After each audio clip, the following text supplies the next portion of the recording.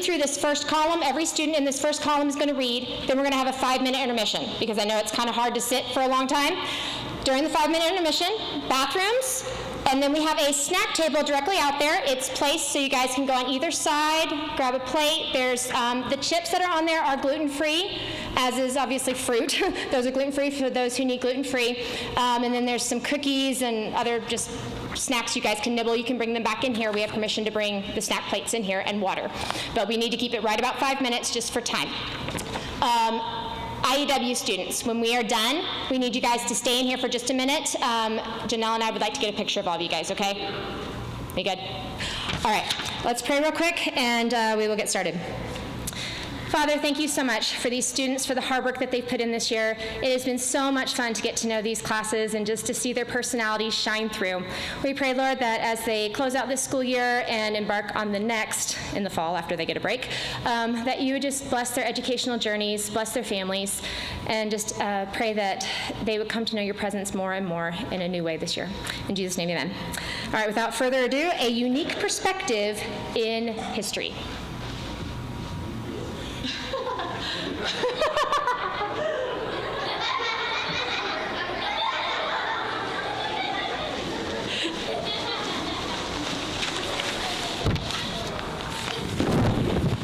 I gotta turn it off.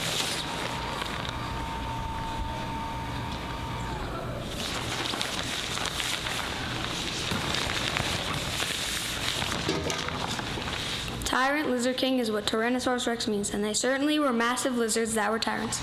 They roamed the earth a long time ago, and there's still a lot we don't know about them. However, we do know some incredibly awesome things about these amazing lizards. Surprisingly, some people believe T-Rex lived approximately 65 million years ago, in what they call the Cretaceous period. However, the Bible says that God created all the earth, including the dinosaurs, about 6,000 years ago. Evolutionists believe that the dinosaurs were killed when a huge meteor struck the earth. Christians believe that Noah's flood can account for the dinosaurs going extinct. T-Rex were on the ark but died shortly after the flood because of their small population and changes that had occurred during the flood. Most of you have probably seen an image of a T-Rex. They had 60 huge teeth the size of bananas, and their jaws were so powerful they could break bones. Since their full body was about the size of a school bus, they weighed 5 to 7 tons on average. Like sharks, they were able to replace their teeth. They had a special sensor to know the distance between themselves and their prey. They were the fiercest carnivorous dinosaur. The most complete T-Rex skeleton that's ever been found is named Sue, after the person who found it, Susan Hendrickson. It is over 80% complete. The skeleton was found in the Badlands of South Dakota, and at the time, only 10 T-Rex skeletons have ever been found. It took 17 long, laborious, lucrative days to dig up all of Sue's bones. The Chicago Field Museum bought Sue at an auction for $8 million. Sue Hendrickson didn't obtain any of the money for finding Sue. Unfortunately, the landowner snatched all the money. Tyrannosaurus Rex is the most popular dinosaur in the world. They are incredible, mysterious creatures from the past. T-Rex were fierce hunters with huge teeth, sharp claws, and tiny little arms. God was very creative when he made all the dinosaurs.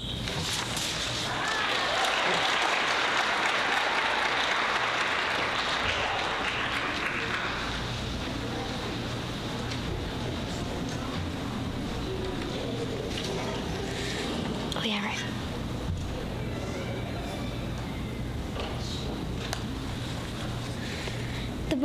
The barbarians that defeated Rome. Barbarian, a person from an alien land, culture, or group believed to be inferior, uncivilized, or violent. Merriam-Webster. So how did the barbarians take down Rome?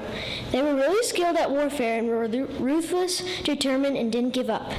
They attacked when the Roman army was all over the place from conquering so many countries. The Picts were an ancient tribe that were related to the Vikings. The Romans called them Picts based on the word picti, which means painted people in Latin. This name is because when they went to the war, they would give themselves blue tattoos. The Romans invaded the Picts and tried to conquer them twice and failed. The Picts would sneak out of the fog and attack horrified Roman troops. Then, appearing to retreat, the Picts would draw them back into the woods, where more warriors were waiting. The Picts invaded Britannia so frequently that the Romans built Hadrian's Wall and the Antonia Wall to keep the Picts and their allies out. Attila the Hun was one of the greatest rulers out of these groups that the Romans called barbarians. The Huns were horse-riding masters. They learned to ride horses when they were age 3 and were such experts with a lasso that they could lasso an enemy off their horse and would drag them unfortunately dismounted enemy behind them. Huns would even sleep on their horses. They raised livestock but were not farmers. They were nomadic. They were outstanding with a bow and arrow and could easily shoot a target from 70 yards away at a full gallop. Their bows were made out of seasoned birch, bone, and glue. Attila assailed the Roman Empire by invading the southern Balkans, Greece, Gaul, and Italy. The severe tactics in war terrified the Romans. The Visigoths were a confederate of tribes that defeated and loot to defeat and loot Rome in 800 years. A shocking fact is that the Visigoth leader Alaric had fought for the Roman Empire, but when the Huns started pushing the Visigoths away from their homeland, they asked to settle in the Roman Empire.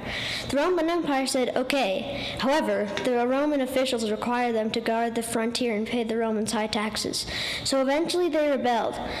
Alaric led his people to victory against the Romans around 410 AD. They took the city's treasures, but because they were Christians, they didn't take the Christian treasures, instead protecting them in St. Peter's Basilica. Eventually, the prideful Roman Empire fell to some uncivilized barbarian tribes. The Picts, unconquerable Viking ancestors, the Huns, horrifying horse masters who were outstanding with bows, and the Visigoths, with their powerful leader Alaric, looting the city of Rome. It's crazy that some uncivilized people took down the Roman Empire that was at one point so powerful no other empire could conquer it.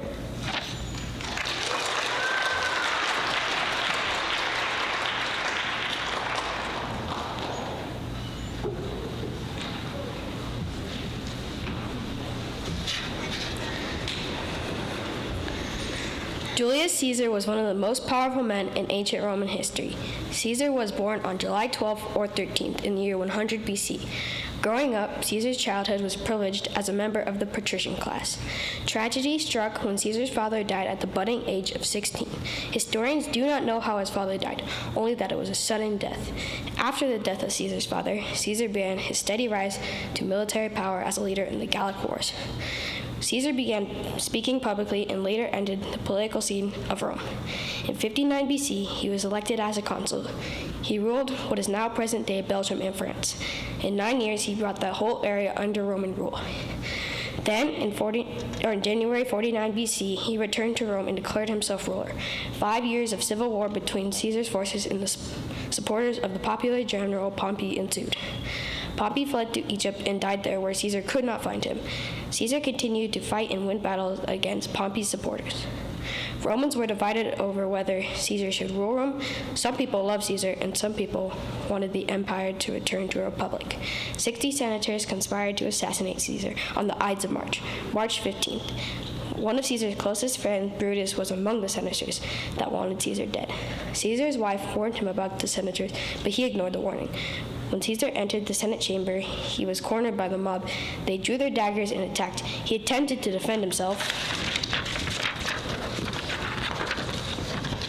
but then he saw his good friend Brutus with the dagger. He resigned himself to his fate and questioned et tu, Brute, and fell dead under Pompey's statue. After Caesar was killed, Rome struggled with its territories, and ultimately Caesar's nephew, Octavian, gained power as emperor 14 years after Caesar's death. Caesar was a polarizing and charismatic leader in the ancient Roman history, and his feats are still admired by many to this day.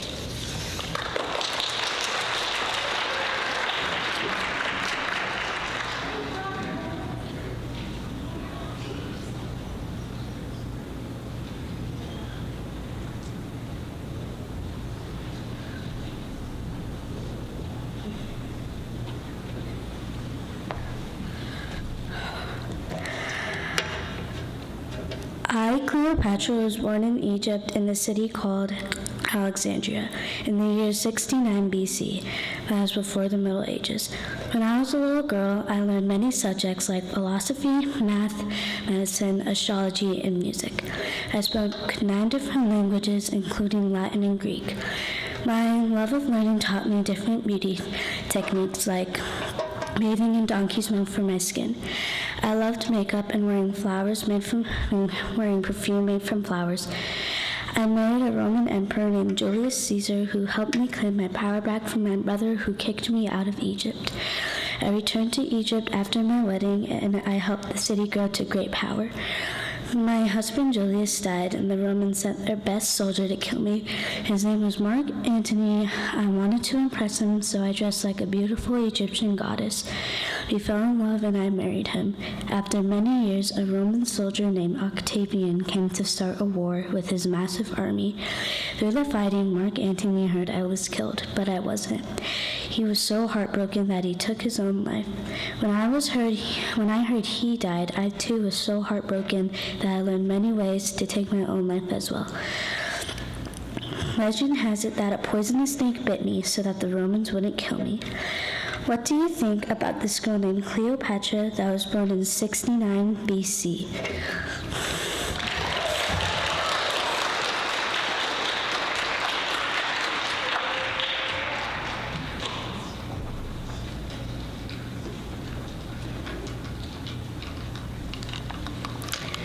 The last great king of Assyria. The Lord can use vile, brutal people for his purpose. As arguably the last great ruler of the Assyrian Empire, I was an egregious, sadistic character, a busy military leader, and I would be later to be considered an ancient book nerd, tablet nerd. Growing up in Assyria, I was the third-born son, and while training as a prince, I ferociously fought huge lions to demonstrate my strength. Some historians consider me to be a scholar since I collected so many varieties of plants across my empire for my garden and tablets for my library. I spent time learning with the exemplary cavalry and with archery and historians consider me to be the last great king of Assyria.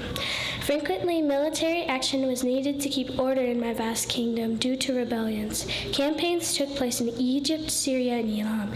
I killed Elam's ruler. I fought my brother, who I had graciously allowed to rule a city in my kingdom. Because he rebelled against me, I killed him too. One rumor whispered that defeated kings lived in dog kennels. I was known to be cruel, ruthless, vile, and brutal with my enemies. A crown jewel of the Assyrian Empire was the library, which contained lots of interesting facts about ancient history in Mesopotamia. I sent scribes everywhere to search extensively for tablets.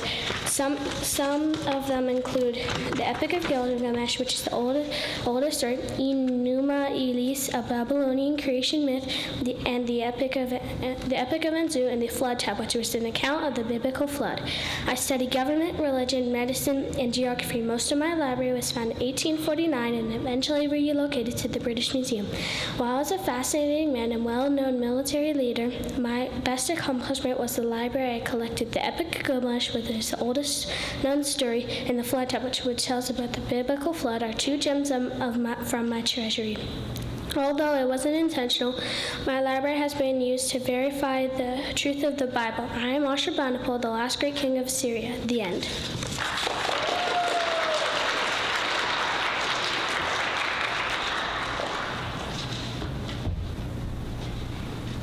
Come along and learn about Alexander the Great. He is one of many memorable faces of history.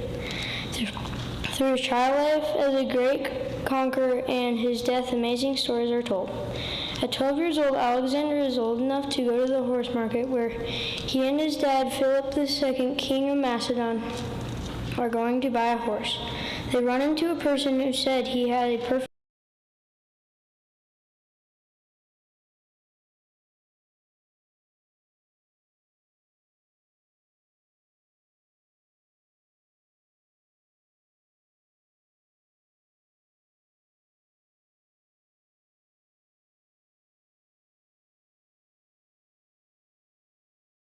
that one of his guards wants to kill him and succeeds. Now Alexander is the great king of Alexander the Great is king and going to cross the sea into Asia, where he meets one of his generals. There they start their battles with 500,000 soldiers and many battles to fight. 3 particular battles, one of them was when they had to build a road across the water to attack a city on an island. The other one was where they had to climb a ladder to get over the wall. Too many soldiers were on it and it broke, and not many soldiers made it to the top. Then Alexander jumped to the streets where he got shot by an arrow in one of his lungs. His soldiers broke in and killed everyone. After a long time in his tent, Alexander made it. Finally, Alexander is heading to his last war. They are ready to fight Darius, not sure if they can win, but Alexander has a plan. Darius got scared and fled. Alexander went after him and killed him with his sword. Alexander was throwing a party for beating Darius and his army when suddenly Alexander dropped ill with a fever. His men did not know if he was going to make it, so they lined up one by one to see him one more time. The men were right. Alexander died at only 33 years old, and they put chemicals and oils to preserve him. A huge castle on wheels was made to move his body from the death site to his hometown, which took 2 years to build. It took 64 meals strength to even move the castle on wheels. During the journey to his hometown, someone thought he should be put in one of Alexander's towns, but instead made a tomb for him in Alexandria. Many people visited him for centuries. If I could go visit the tomb of Alexander the Great, I would, and hopefully some of you would consider it too. I found it incredible that Alexander the Great survived after being shot by an arrow in one of his lungs, and so many other facts about his life.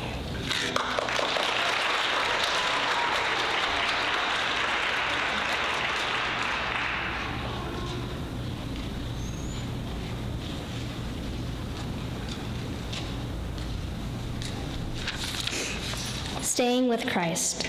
Stand fast in the faith and love one another, and be not offended by my sufferings. Saint Perpetua. Surely I am renowned for dying for my faith in the arena. I left behind my journal, which is a rare and significant discovery from an ancient woman, recounting my trial and imprisonment. Now I recount my life before Christ, my dreadful imprisonment, and my tragic death in the arena. My life before I became a Christian was different. I was born in CE 182 in North Africa. My name is Verbria Perpetua, and I was a paganist at that time. When I was young, my brother was very ill till he died at a young age. Nobody really knows much of my life, for they are lost in the pages of history. I was about 22 years old when I heard about Jesus. Prison is dreadful. Sometime after the year 201, Emperor Septimius Severus forbade Christianity. Felicity, who was my slave, and a few others, and I were arrested and ordered into court. We were told to worship the Roman gods, but we refused and were thrown into prison. The prison was hot, muggy, and dark, and the guards were vile to us, especially Felicity, who was my slave. The evening of my death was tragic. After a few days, there was a report that there was going to be court for the hearing. In my diary, I wrote that I had dreams of prison and visions of ascending to heaven.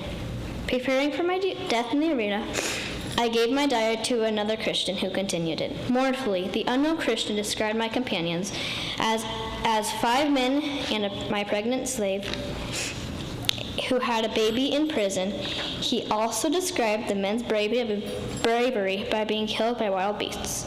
And finally, Felicity and my death by being killed by a sword. My life before Christ was different. My imprisonment was dreadful, and lastly, the evening of my death was tragic. I died for Christ and would not give up my faith. I believe that everyone should stay with Christ, no matter what the circumstances. I stayed with Christ. Khufu. I am Pharaoh Khufu. I was born in ancient Egypt, and today I am going to share with you about my life. My nation was ruled for about 2,500 years by pharaohs, from my royal birth to my gold-capped monument. I embodied the role of Pharaoh.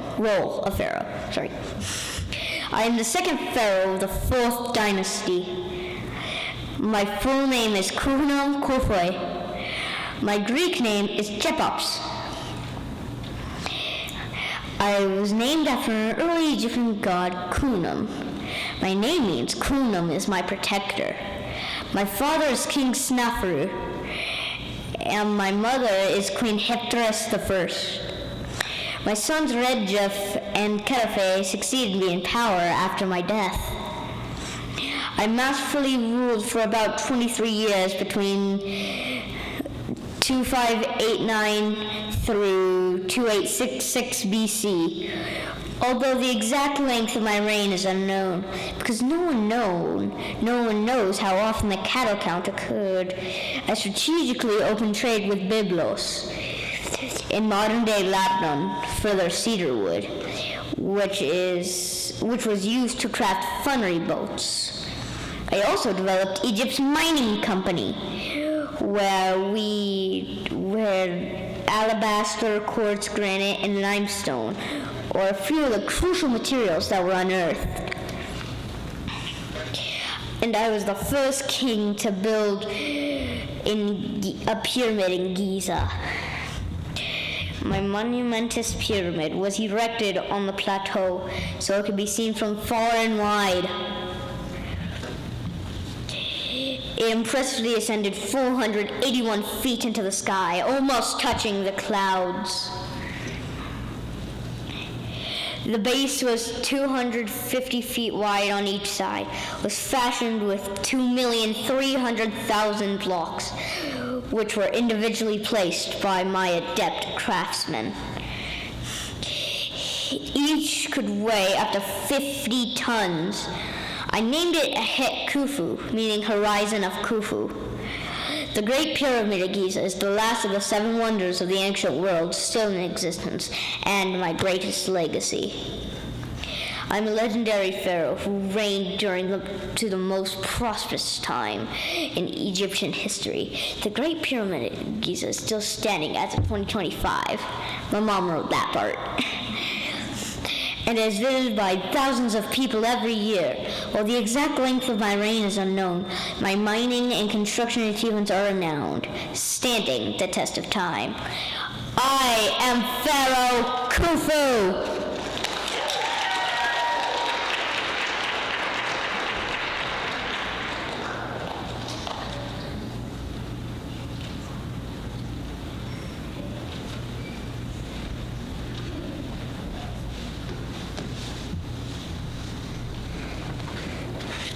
Eleanor of Aquitaine, a queen like no other. Have you ever heard of a queen who was married to 2 kings, went on a crusade, and even got thrown in prison by her own husband? That was Queen Eleanor of Aquitaine, and she has had one of the most amazing lives in all of medieval history.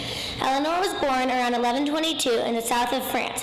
Because her family was rich and powerful, she grew up with a great education in reading philosophy and how to act properly in a royal court. When she was just 15, her father died shortly after she married the son of the King of France, who would later become King Louis VI.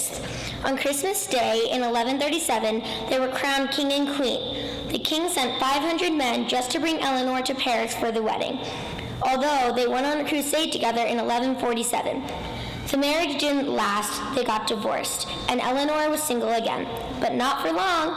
In 1152, Eleanor married Henry, the Duke of Normandy, who later became King Henry II of England. Who would have guessed she'd become queen of not 1 but 2 countries? Together, they had 8 children. Sadly, their marriage didn't last either, and they separated over time. Eleanor wasn't just a queen, she was also a brilliant poet and a huge fan of the arts. Her daughter Marie helped famous writers like Andreas Capellanus and Chrétien de Troyes, who wrote about courtly love and King Arthur. Eleanor even traveled all over England to help her son Richard make allies before he became king. Even though she was helpful, her husband, King Henry II, felt threatened by her power and had her locked up in different castles for 16 years. She had helped their sons rebel against him. After he died, her son Richard the Lionheart became king in 1189 and let Eleanor go free. While he led the Third Crusade, Eleanor supported him. When he died, her youngest son John became king, and she helped him stay in power and even worked as an ambassador in France. Finally, she retired to a quiet life as a nun and died in 1204. In conclusion, Eleanor of Aquitaine was one of the most legendary queens ever. She was brave, smart, and strong. From queen to prisoner to peacemaker, she lived a life full of adventure.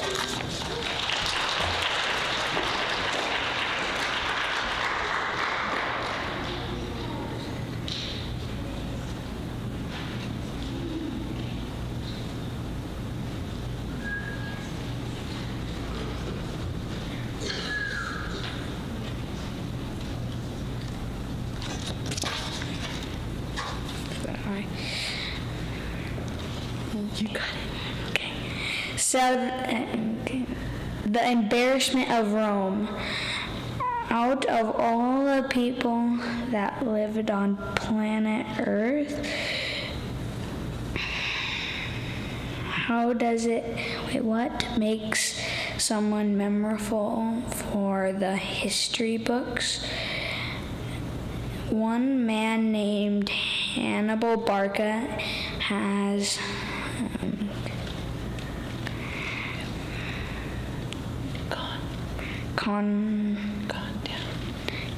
gone down in history books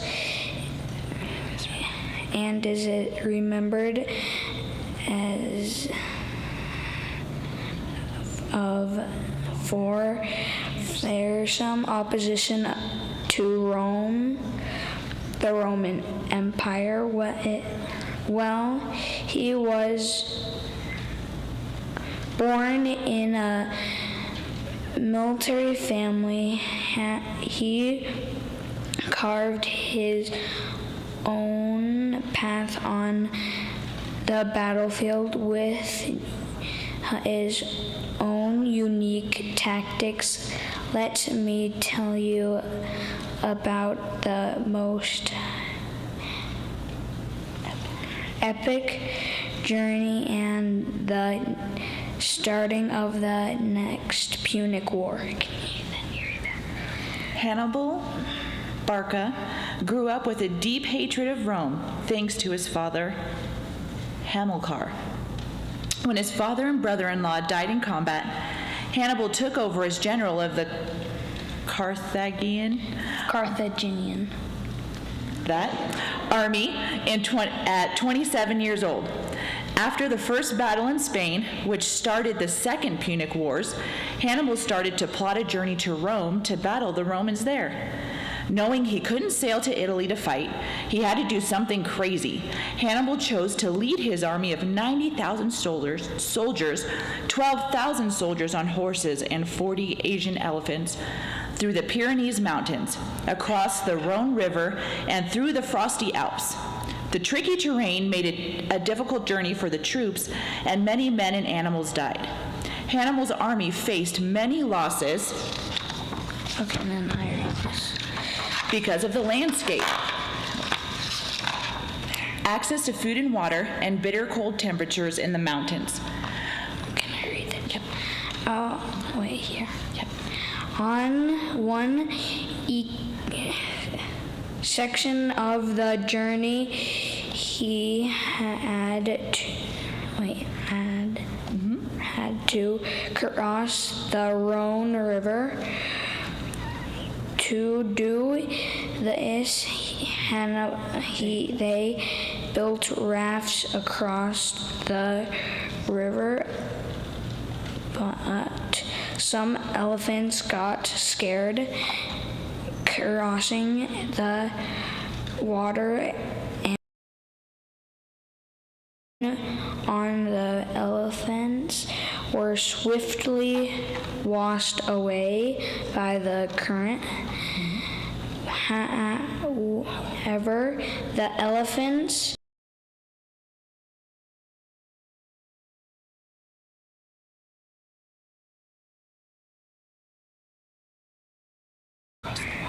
water on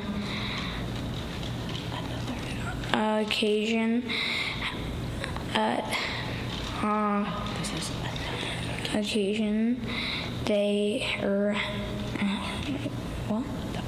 the army was super tired but came across so-called friendly mountain people.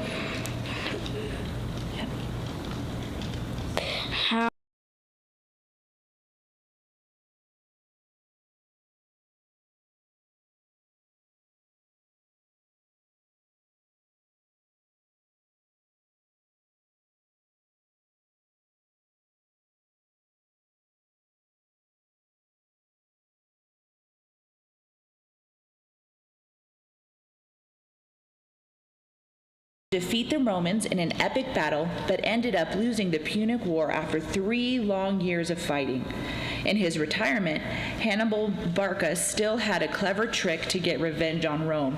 He sent pots with dangerous snakes to Roman troops to surprise and kill them. It is clear to see why Hannibal is considered famous enough to go down in history books. He was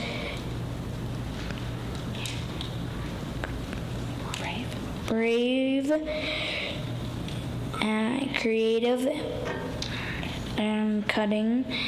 Hannibal's army hatred of Rome made him a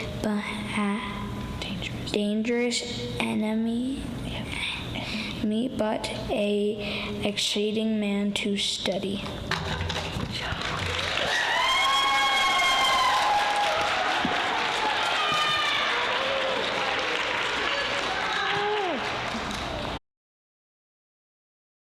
I know it's going to take a second to get down to the bathroom and back and have a snack. For you guys who are visiting, what we would normally do, we don't do papers the entire time, we do share papers, but we have a time where we talk about how to write papers and we talk about English grammar. Normally in the middle, we do a dance break. Today we're doing a snack break. So you guys are welcome to walk out to get a snack, and then we'll have about 10 minutes and we'll come back in.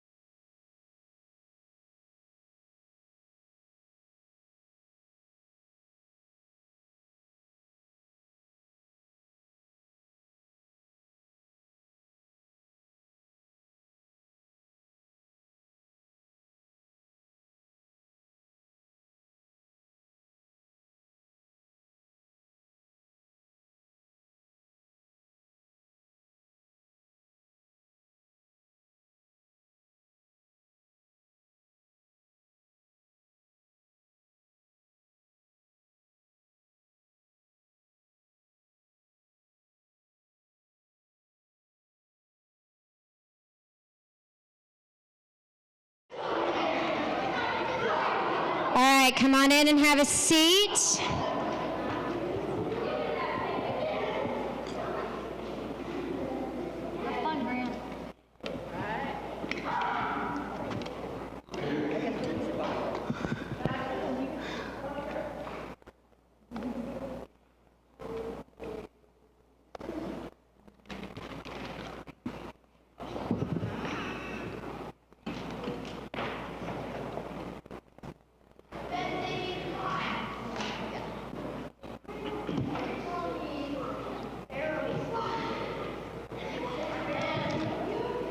All right, we're going to go ahead and get started.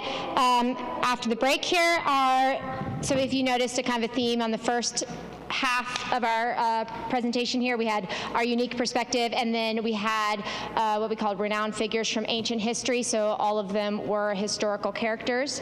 We're switching over. We have a few historical characters here from the Bible, and then we have a few from mythology. So we're going to get started with Grant Baumiller.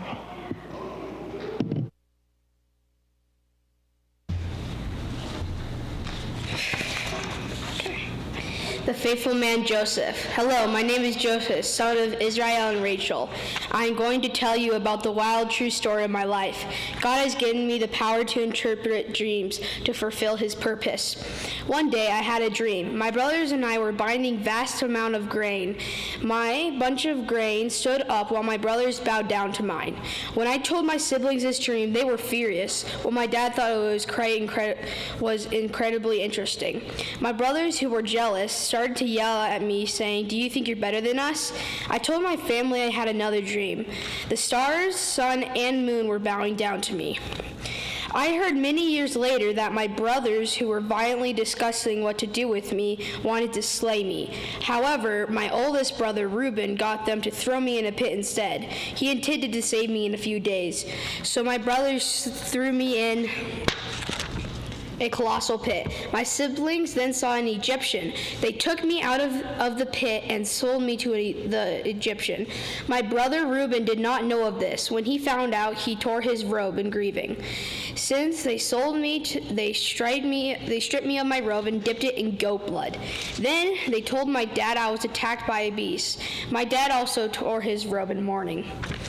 After becoming a slave for a while for the Pharaoh's wife, who thought I was strong and handsome, tried to kiss me. I ran away quickly, but because she told Pharaoh that I tried to kiss her, he put me in jail. I met some captivating people while in jail. One day, the Pharaoh's baker and butler were aggressively thrown into jail for offending the Pharaoh. The butler told me he had a dream. It was about a grapevine that eventually blossomed. He said he squeezed the grape juice out of the grapes and poured it into the Pharaoh's cup. Then he gave it to the Pharaoh. I told him what it meant. I said, "In 3 days you will be back in your position of butler. Please mention me to the Pharaoh." The Pharaoh had a disturbing dream. His dream was about him standing right next to the Nile River. Then he saw 7 fat cows and 7 thin cows. The 7 thin cows ate the 7 fat cows. Then he woke up and finally fell back to sleep. He dreamt of 7 heads of grain that were beautiful and plump.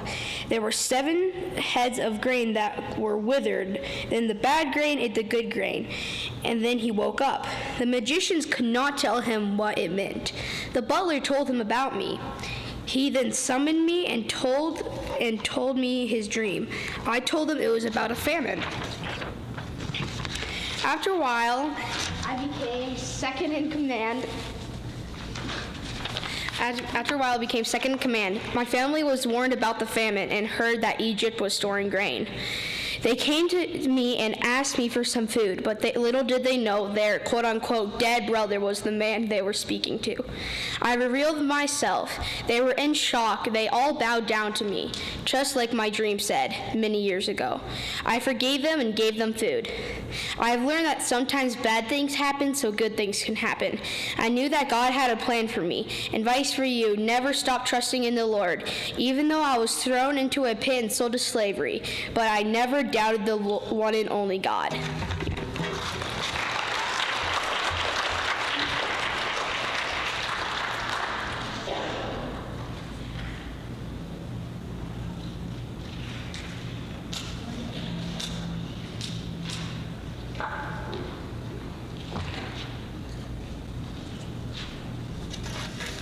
Lydia's hospitality. Hospitality is world-changing. I lived during the time Jesus lived and died.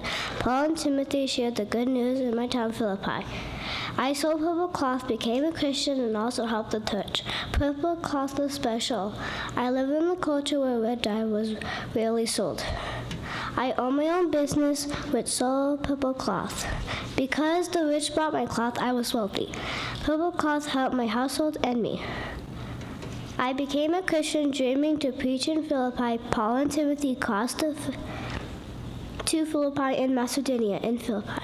Paul and Timothy continued outside the river. The other women and I knew about the one true God, but we haven't heard about Jesus. I was one of them. God opened my heart to Jesus. My household and I were baptized. Philippi is in today's Europe. I became Europe's first Christian. I helped the church. I wanted Paul and Timothy to stay at my house. I was in charge of my household because I was a widow. Paul and Timothy stayed at my house after they were in prison. They taught me more about Jesus, and happily I told them that they were welcome at my house. Excitedly, I shared the good news. My hospitality was important to church growth. I sold purple cloth, became a Christian, helped the church. I was hospital which helped the church and spread good news. I was known for my hospitality.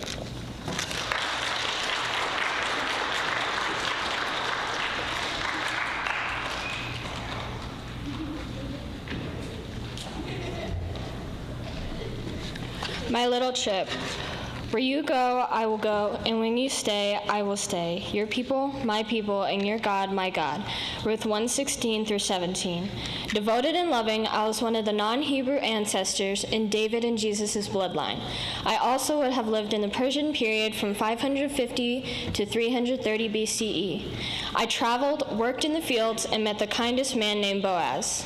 My name is Ruth. I'm from the city of Moab, and I traveled all the way from my hometown to Bethlehem. It all started when my father-in-law, my brother-in-law, and my husband died. My mother-in-law, Naomi, couldn't stand to live in Moab anymore. So Orpah, my sister-in-law, and I begged her to let us travel with her back to Bethlehem. Naomi told us to go back home. We begged, but she prevailed. I stayed, but Orpah went back. We walked for miles, but finally arrived. Naomi's people rejoiced and called her name out, but she commanded, "Call me Mara, for the Lord has dealt horridly with me." Looking around the town, I quickly noticed that it was the beginning of the wheat harvest season. So after my hot and tiring trip, I decided in order to support my mother-in-law, I would have to get to work in the fields. Working in the fields was a hot and tiring job to do. In the evenings, I would pick up leftover threshings that the men would leave for the others. That evening, Naomi told me that the fields I worked in was owned by a man named Boaz, my father-in-law's relative. I was surprised and knew I had to meet him. The next day, Boaz spotted me working in his fields and asked his men, "Who is this Moabite woman?" They shrugged. I looked towards Boaz and pleaded to him, thinking he would banish me from his fields. But instead, he told me to stay near and stated to his men, "No young man in my fields may touch her." They nodded and went away from him. I was relieved I could go to work the next day. The next night, Naomi was pleased to hear Boaz approved of me working in his fields, so she asked me to go to his tent and uncover his feet and lay by them till the morning as a sign of respect, and so I did. When Boaz awoke, he noticed me, and I found favor in his eyes, and so he blessed me. A year after, we had a feast and married and produced Obed, an ancestor of Jesus Christ.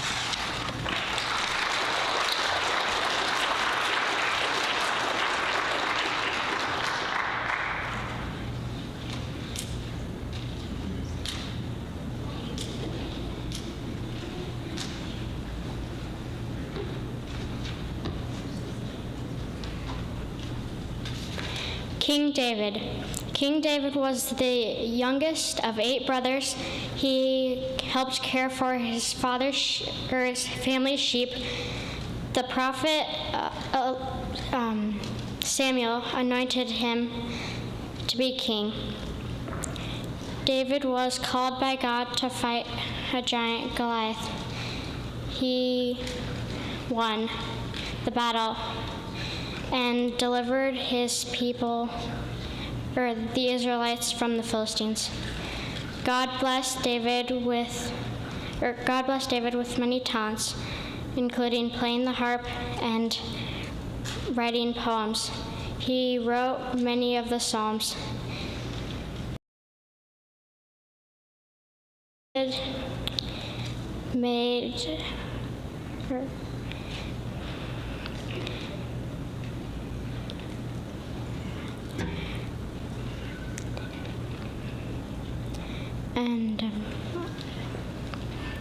David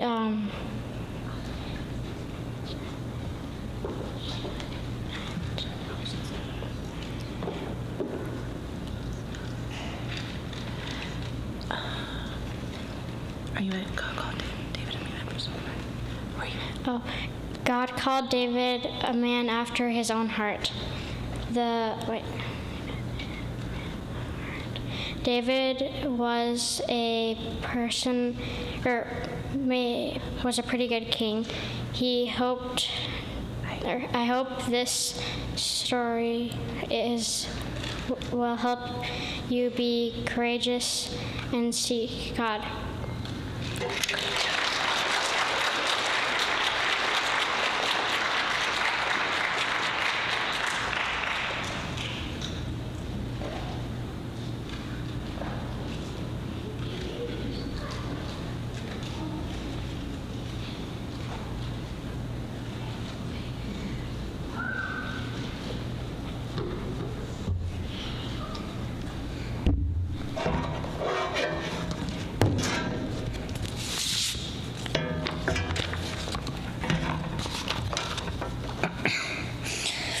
Hercules, man or God? Hercules strangled 2 snakes at once when he was 3 weeks old. This is the beginning of one of the most entertaining Greek myths ever. He was born to a mortal woman and Zeus, king of the gods. When Hercules was born, the gods gave him gifts that made him strong and smart. After Hercules had grown up, his stepmother, Hera, was mad at Zeus, so she killed Hercules' children and framed him for it. The gods would think he'd done it. As a result, Hercules was given to the king of Tyrus as a slave. As a slave, King Tyrus gave Hercules many tasks. One of his tasks was to kill a massive lion that was eating the people of the land. He set off and found the lion's cave. The lion came from out of it. The lion's skin was impenetrable, so Hercules strangled the beast and skinned the lion with its own claws. Because the lion's skin was impenetrable, he made an armored cloak from the skin so he would be protected. Hercules was sent on another task to kill the 9-headed Hydra, which would regrow 2 heads whenever one of its heads was chopped off. Hercules fought the gigantic dragon for hours, until he burned the stumps of the Hydra's necks before it grew more. This way, the Hydra couldn't grow more heads. He finally killed the beast, but was tired. He needed to rest before going back to King Tyrus. His last task was to bring the guard dog of the underworld to Tyrus. He went to Hades and asked for the dog. Hercules said he would return it, so Hades agreed. Hercules went and tamed the 3-headed dog and brought it to Tyrus. The king was so scared of the beast, he jumped into a pot and said, "Go, move the dog out, you are free." The king was surprised because he thought Hercules would fail. The gods forgave him, and he moved to Mount Olympus for the rest of his life. Hercules fought a lion, a 9-headed Hydra, and tamed the untamable 3-headed dog. This is a great feat of achievement. Hercules never stepped down from a fight. This is either another gift from the gods or one of the world's most powerful men in mythology. Hercules, god or man?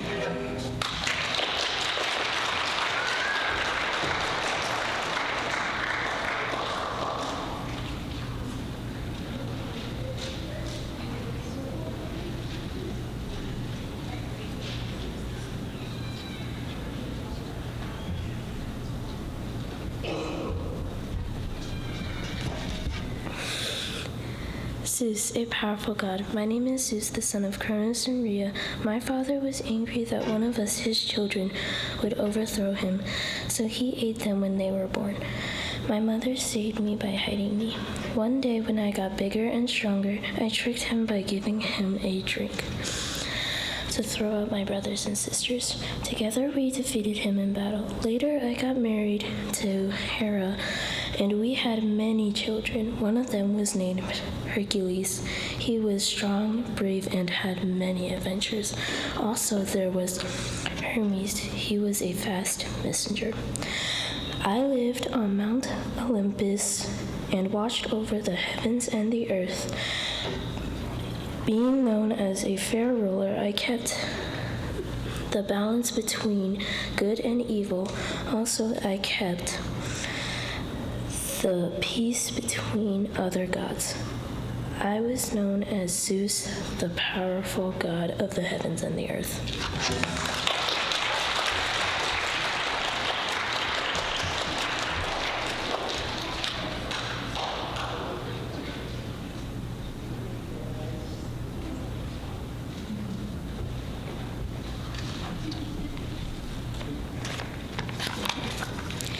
Hera. Do you know the Greek goddess of marriage, family, childbirth, and women was? Her symbols were a peacock, a cow, and a pomegranate. You may have heard of her Roman name of Juno, but this famous woman of Greek mythology is called Hera. Be warned, there is a bit of disturbing information about her upbringing, marriage, and finally, her retaliation. Hera's parents, Rhea and Kronos, were Titans who lived on Mount Olympus. Disturbingly, her father Kronos was known to swallow his children right after birth because he was worried that they would become more powerful than him and defeat him. Kronos would make his wife hand him his child wrapped in cloth for him to swallow. Rhea was heartbroken and had a plan to save her last child. So Rhea got a friend to help her disguise a cloth and a rock wrapped up to look like a baby. Rhea left her infant with her friend so Kronos would not find him. Rhea returned home and gave her husband the cloth to consume. Then she made him drink a potion which made him throw up all the children he had already eaten. And they came out fully grown. The child she managed to save was Zeus, and the other siblings who were thrown up were Poseidon, Hades, Hestia, and Demeter. Zeus was a shape-shifting Greek god who was Hera's brother but wanted to win her as his wife. He had a devious plan. He shape-shifted into a dove that was weary, wet, weak, and cold. Hera could not help herself when she saw this poor bird and immediately put the dove in her warm embrace and helped him. Then, soon after, Zeus revealed himself and they got married. They had a son named Ares, also known to the Romans as Mars. They got married. And unfortunately, Zeus was not the most loyal husband to Hera. Hera understandably overflowed with anger. Hera was known for seeking revenge on the women that Zeus pursued. One incident of her great revenge involved a woman named Echo. One day, Hera was out in a field next to this beautiful Greek goddess. She was known for being very talkative. That day, Hera saw Zeus with two other women, and it put her in a rage. But just then, Echo started talking to Hera again so that Zeus could get away. Hera knew what Echo had done, so she made it so this crafty woman could never speak again unless it was an Echo. Hera thought it was fitting for her name. Hera, the Greek goddess of marriage and children, is an interesting and troubling character in Greek mythology. She was wronged by her husband Zeus and always sought revenge. It is a sad story of a woman who deeply cared about family.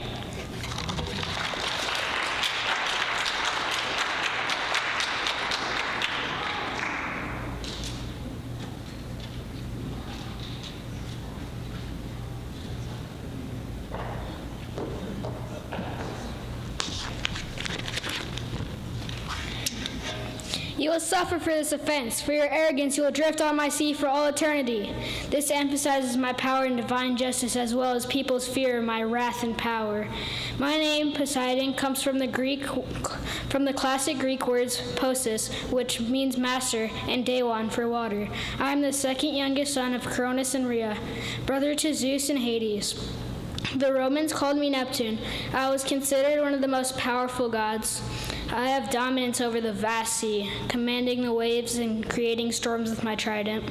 I am adeptly known as Earthshaker due to my sinister capability to cause earthquakes. Although I was ill-tempered and known for my violent nature, I was also revered by sailors and fishermen for my control over the sea. I was a protector of many ancient Greek cities and colonies. The Greeks offered sacrifices to me to ensure safe voyages and good fortune at sea. In conclusion, I was often portrayed as a powerful, even domineering god, but I was also a protector of sailors and giver of life through the sea. As a reflection of human nature, which can be both cruel and compassionate, we are reminded of the consequences of power and unchecked desires. I am so impressed. It's neat hearing how well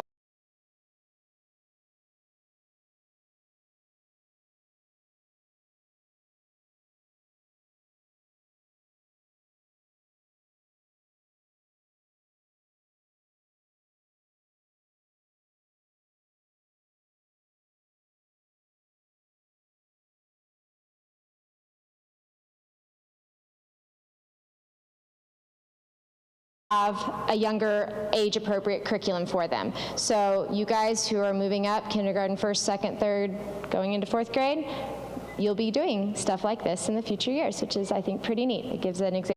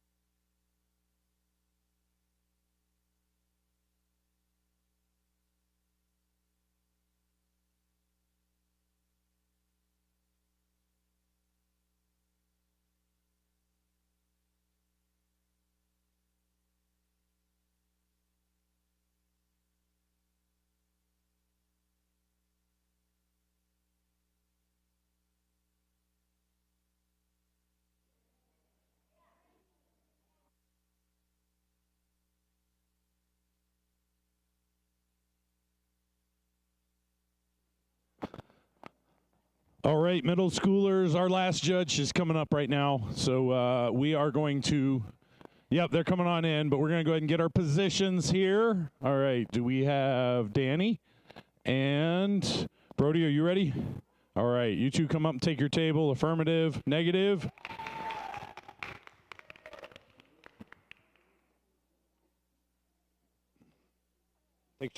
Don't hurry.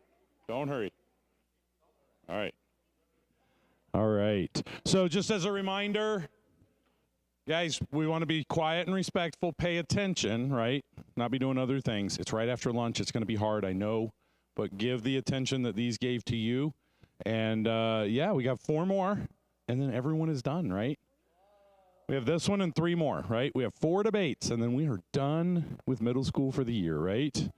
So, and some of them are, not me, I'm still in kindergarten. All right, so judges are getting themselves ready. You guys are getting yourselves prepared. I'm going to head to the back, and then we are going to get started, okay?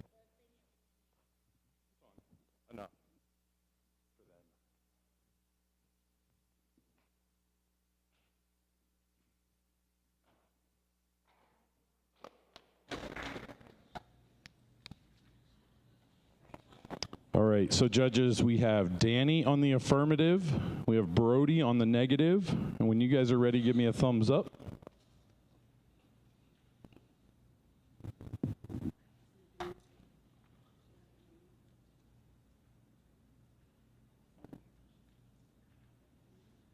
Okay, 1 second, I'm checking our live stream real quick.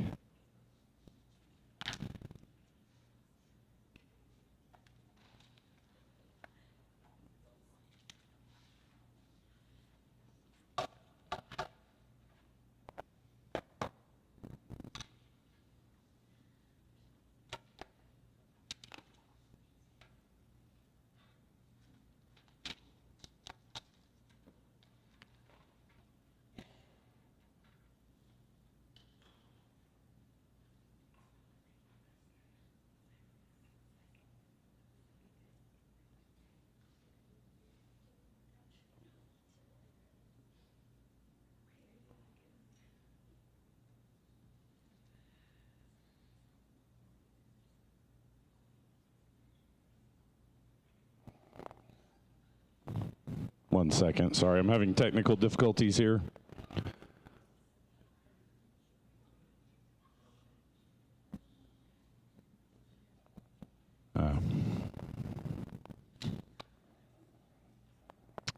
Okay, Danny with the affirmative argument. Resolved, limited means of gun control is ethical and will make the United States a safer place. On March 30th, 1981, a man named John Hinckley Jr. attempted to assassinate former President Ronald Reagan and a few of his bodyguards. He later was found not guilty due to insanity. This is an example of one of many cases that support that not all citizens should have the right to gun ownership. I would like to break down some words I'll be using a lot during this debate. Mentally unfit. The definition according to the South Dakota in regards to those being tried for a crime. States that make a person is mentally incompetent if they are suffering from the condition that makes it whereas he is unable to understand the natures of the proceeding against him or to assist properly in his defense. This example is great because it shows on a legal stance of mental incompetence that can completely end a court case due to the defendant's inability to understand the charges being pressed on him. Violent criminal. A violent criminal is someone who has been involved in a crime that has harmed others. In many ways, a violent criminal is considered mentally unfit due to their disregard for others' lives. As Ted Bundy once said, I don't feel guilty for anything. I feel sorry for those who feel guilt. Not only is this disturbing, but it shows his disregard for legal punishments and life itself.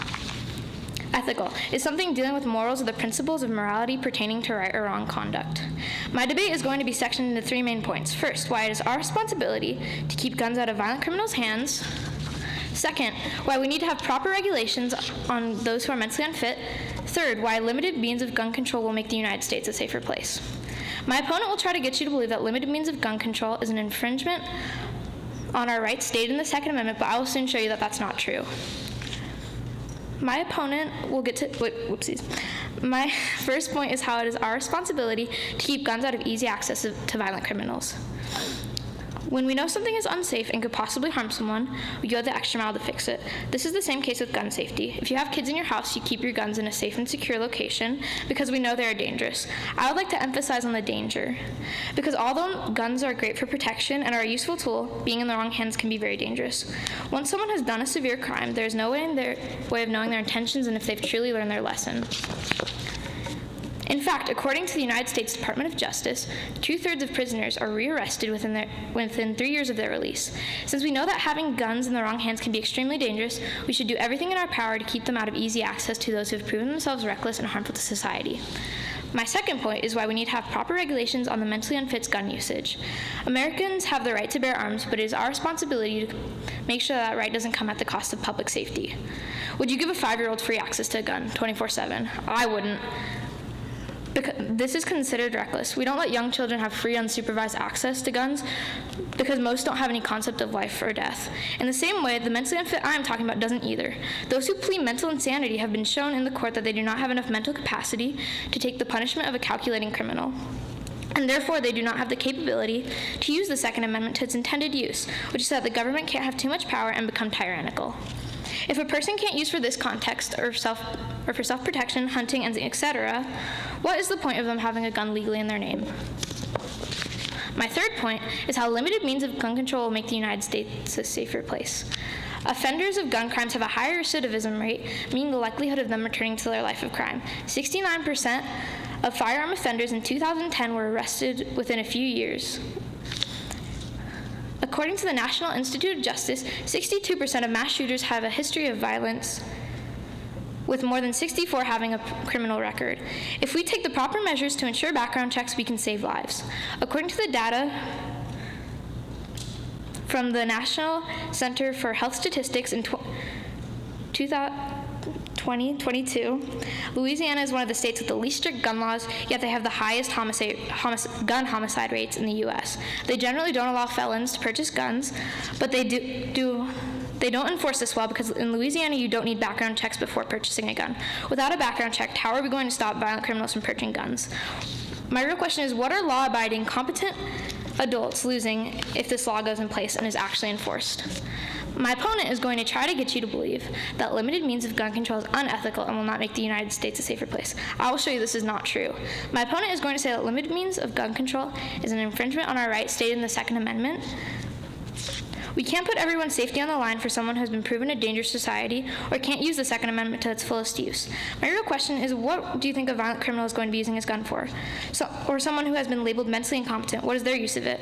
Or someone who went to court labeled as not guilty to insanity? I do not believe that they are going to be using their guns for the same reason a competent adult would. He might also say that criminals don't listen to laws and will find a way to get a gun. I understand this because this is the reason why we're here, because criminals don't listen to the law. This won't end all crime, but it will decrease the amount of crime by gun. Say you decide not to eat sugar for a week, how easy is it to go grab a cookie when you're wanting sugar? It's pretty easy to just go grab a cookie and ruin your whole goal, but imagine if you never had a cookie in your house. You can't grab a non-existent cookie. You would have to go to the store to buy a cookie or bake one yourself. At that point, you're going 10 extra miles to give into a desire. Why should we make things easier for violent criminals? We can't stop every crime from happening, but we can put roadblocks in the way of people who want to inflict harm on others to decrease gun-related crimes. It is our responsibility to keep guns out of violent criminals' hands and to have proper regulation on mentally unfit gun usage. This will make the United States a safer place. We have to put a stop to violence to make Americans all over the U.S. safer. We can't fix the problem by sitting there and do nothing. This quote was from one of my favorite children's book. Before I read it to you, I know it's a kid's book, but before now I didn't see it relevant to our society. Unless someone like you cares a whole awful lot, nothing is going to get better. It's not. Dr. Seuss. Someone has to take the first step. My question is, if we don't do something now, will our society get any better?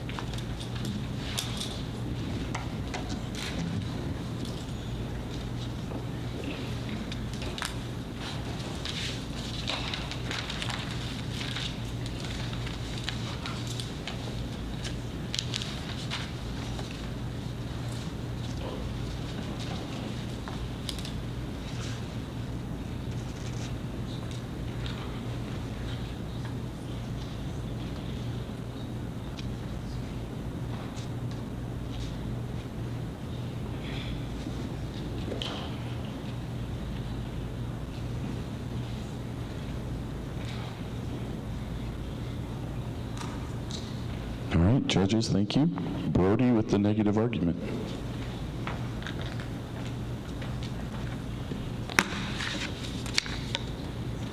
The day was December 15th, 1791. Legislators have just ratified a bill known as the Bill of Rights. The Bill of Rights was comprised of 10 amendments, which are 10 rights we are promised as U.S. citizens. The purpose of this was to give the people of this new country a freedom that existed nowhere else in the world. Or liberties that existed nowhere else in the world. Liberty is defined as a state of being free within society from oppressive restrictions imposed by authority on one's way of life, behavior, or political views.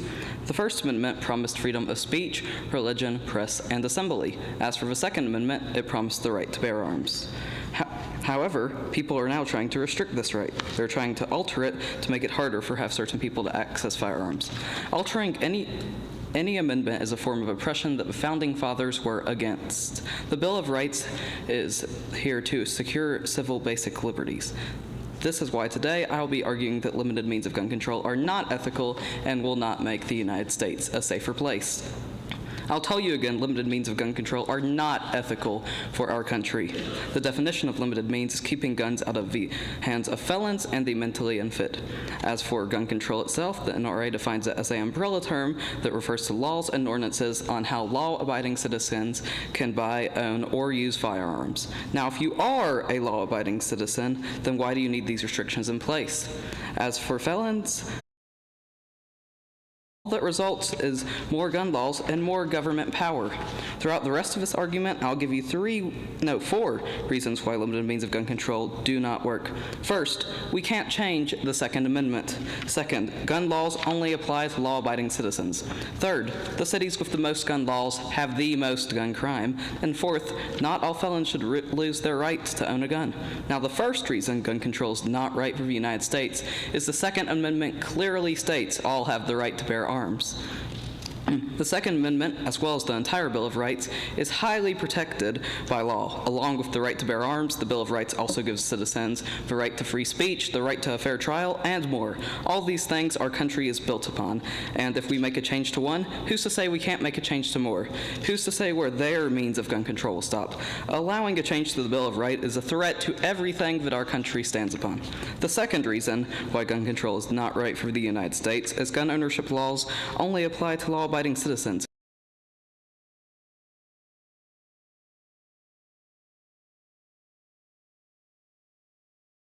A gun, they would be denied.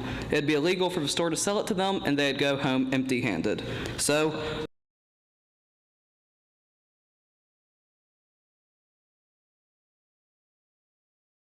obtain firearms through other means, including illegal underground sales, borrowed, traded, or rented from friends or family, gifts purchased by another individual for them, theft from their victims, or from the scene of a crime. So all the restraints are doing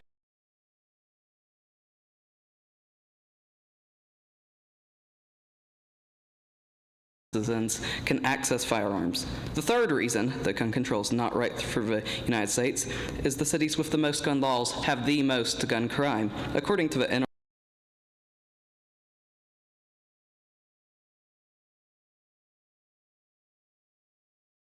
in Chicago surged 50% in 2020, and that city recorded the highest number of gun-related homicides on record. Gun-controlled Chicago became the most murderous city in the country. New York saw similarly alarming statistics. In 2020, homicides increased by 41%, and shootings law-abiding citizens are unable to own and carry firearms for self-defense. The statistics I just shared are from some of our country's most anti-gun cities confirmed this conclusion. It is a clear example of how gun control laws do not apply to criminals. Even though these cities have all these restrictions in place, criminals still find ways to access firearms. To start my fourth reason, I'd like us all to take a moment and look at the resolved. It states that limited means of gun control are ethical and will make the United States a safer place. Ethical. What does this word mean? According to Cambridge Dictionary, ethical is a word that is relating to what is morally right and wrong. As for limited means, keeping the guns out of the hands of felons and the mentally unfit. However, not all felons deserve to have their gun taken away for life. Why, you may ask? Because not all felons have committed violent crimes. According to a special agent currently working for the Federal Bureau of Investigation, here's a list of some nonviolent felonies: theft, burglary,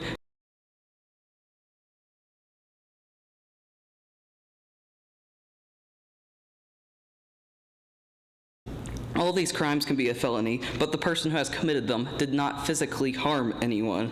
This means 30 years after getting out of jail for having committed a non-violent crime, a person still has no right to a firearm, which means they have no way of defending themselves or their families. So I ask you, is this ethical? Currently, the Department of Justice under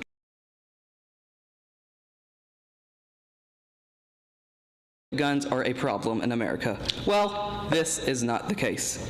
People are the problem, not guns. Guns, unlike people, do not have natural rights. So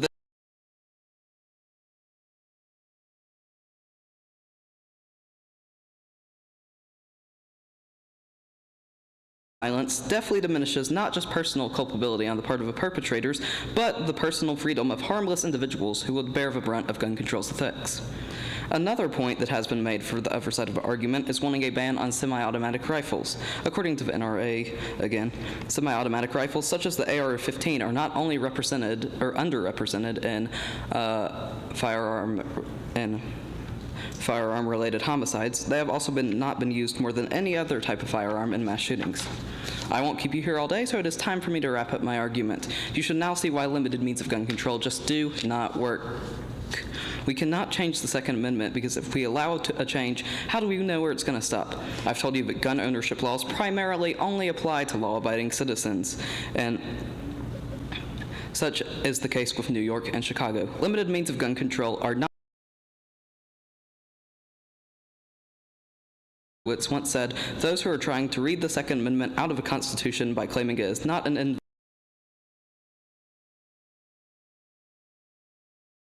institution they don't like.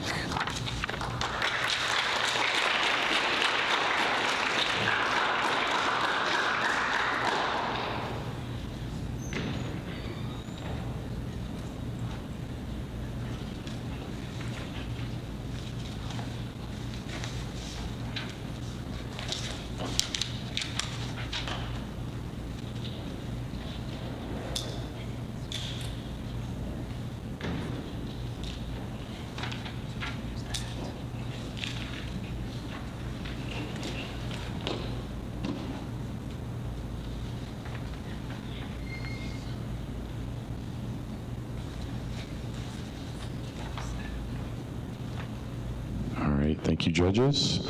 Danny with the affirmative rebuttal. My opponent mentioned how this is an infringement, how limited means of gun control is an infringement on the people's rights, but this isn't true. We can't put public safety at hold.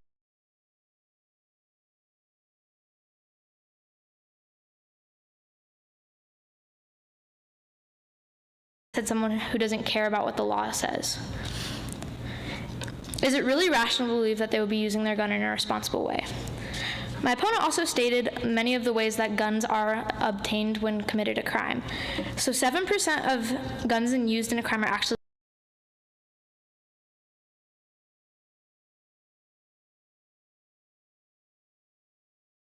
but if we can prevent it, what are we losing?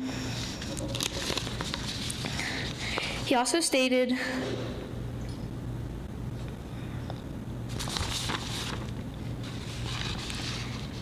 he mentioned how someone who committed a felony but wasn't violent, how that's not what the, sorry.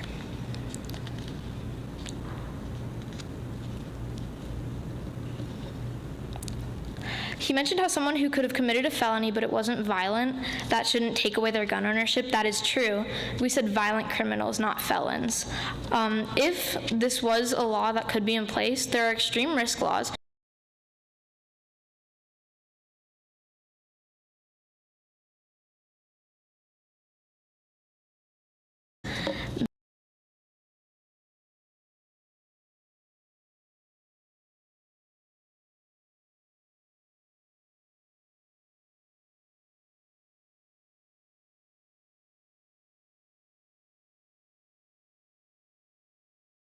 but that's not true, because law-abiding citizens wouldn't be in the position of a felon or somebody who has committed a crime. If you're law-abiding, you don't do crimes. And the mentally unfit,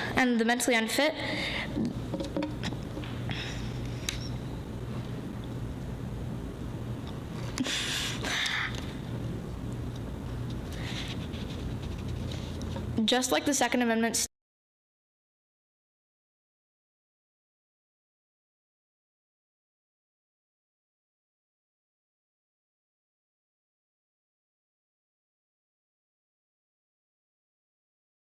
is and how to use it in a proper manner.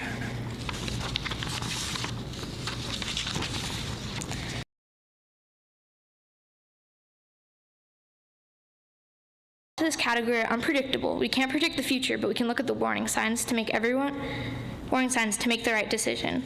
This will make the United States a safer place. We can't fix a problem if we don't try.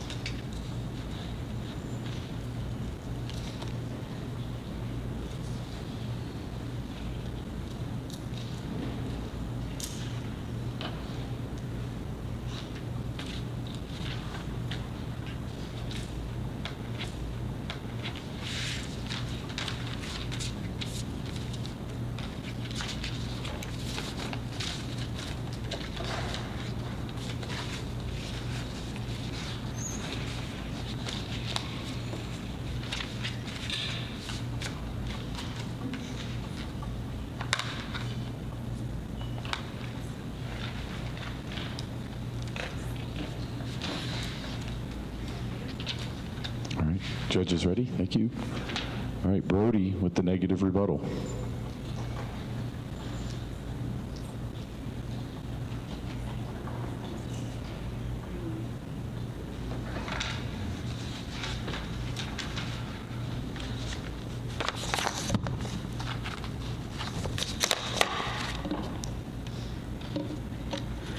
My opponent has told you that making a change to the Second Amendment is not an infringement on our rights. Although it might not be directly at this very moment, it is giving the potential for an infringement on our rights. What I mean by that, it is giving the government more power over how they can control and regulate guns, which is exactly what we don't want as Americans. We founded this new country about 250 years ago so that we would not have the government telling us things we can't do. One of those is self-defense. But if we're allowing a change to one of these very important values to our country, then who's to say that we can't make more? Exactly. So, giving the government more power over how we can obtain guns, even if it's just a little bit, is still more dangerous to us, meaning that they could truly change any amendment at any time, which is what we don't want as Americans. Some of our most valuable freedoms and liberties being taken away. And this is what gun control could be the start of. Because people who are trying to read this out of Constitution is just making way for other people to take out parts of a Constitution they don't like. Who's to say that someone who comes to power and is willing to make big changes change to gun control to make another change, what's on another and another, and all of a sudden our country is not the same as it already looked. This isn't just making it safer for people, it's actually making it more dangerous by giving the government potential to take over and gain more power it does not need. My opponent has also told you that even when we make this change, it'll just be small, and the only thing that'll basically happen is you're going through the inconvenience of having to get a background check. So nothing happens, right? No, that is regulating how everybody in this country can access and obtain a firearm, which is exactly what we do not want. This small change right now could be very big tomorrow, and although it may be trying, although there may be good intentions behind it, it can build up to other people having bad intentions. Plus, there are a lot of guns in America, and it is very easy for a felon or someone who is mentally unfit to go out and buy, steal, or do anything else to get one from a private owner. So really, these restrictions are mainly just restricting all the law-abiding citizens from having access to firearms. There is no perfect answer to this problem, but there is a more ethical answer, and that is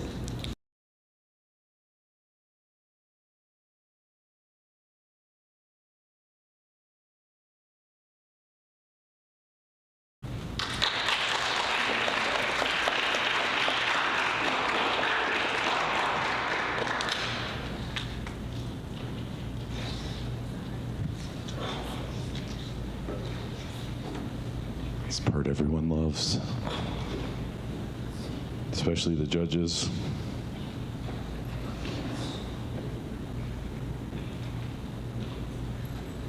Don't mind me.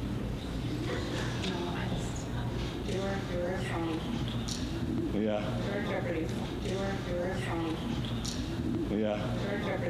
The judges are saying you guys are making it hard. Is that good? Yeah.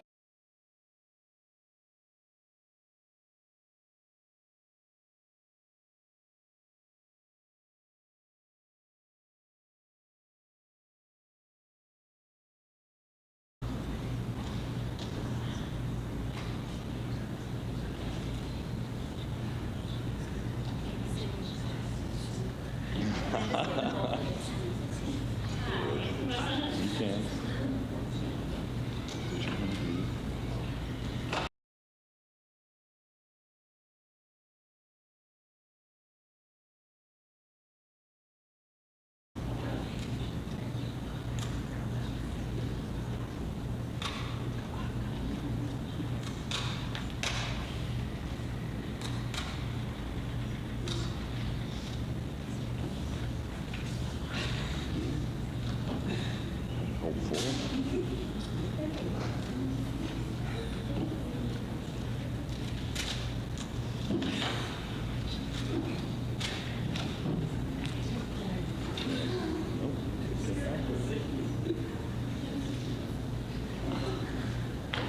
Okay.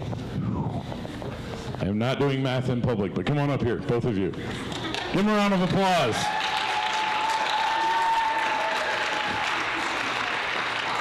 All right. I think Brody's been waging psychological warfare on Danny for a few weeks now, right? Is what you've been trying to do? Potentially. All right, we'll see how that worked out here. But no, good job for both of you guys. And Brody, you pulled it off. Another negative win. Get your stuff, Brody. Brody, you'll lose if you don't clean your stuff off. All right. All right, Elijah and Jonas. Come on, get your spots.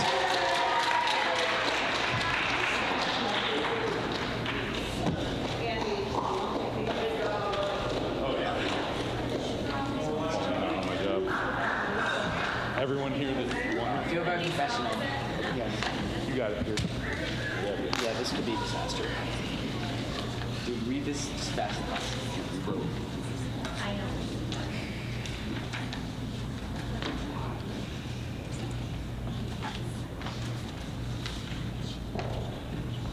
All right, so judges, we've got Elijah on affirmative. We've got Jonas on negative. Let me know when you're ready.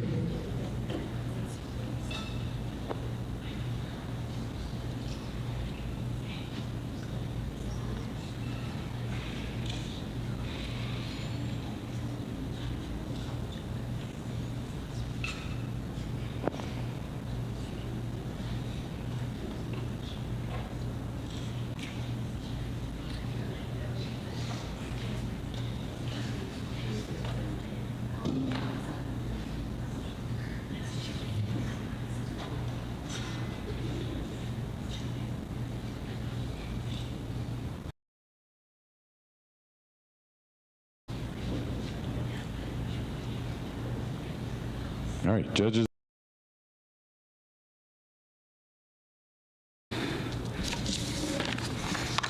Limited means of gun control are ethical and will make the United States a safer place. Keep in mind that behind every number is a real person. Gun control violence affects moms, dads, sisters, brothers, aunts, uncles, families, and the community. I think of the 6-year-old South Carolina boy who shot himself in a parking lot using a that boy should still be alive today if that weapon wasn't just laying around. But before we can talk about why gun control is ethical and the benefits of making the U.S. a safer place through better gun control, let's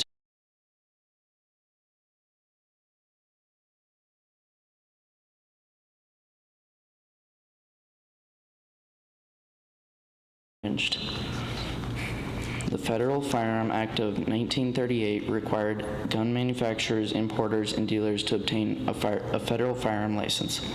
It also defined a group of people, including convicted felons who cannot purchase guns, and mandated the gun sellers keep customer records.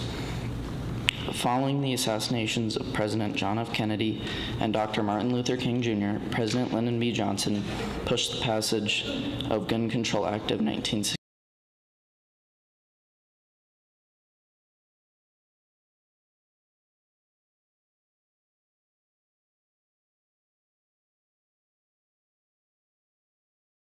Purchasing guns. In 1993, President Bill Clinton signed a law that requires that background checks be completed before a gun is purchased from a licensed dealer, manufacturer, or importer. There are numerous reasons for why we need stricter gun control. Of those reasons, 3 rise to the top. The first is that we would have fewer homicides in America if we had stricter gun control, and thereby fewer guns. The second is that stricter, more effective background checks would keep guns out of the hands of people who should not have guns. Finally, we would have fewer school shootings if there are laws depending on who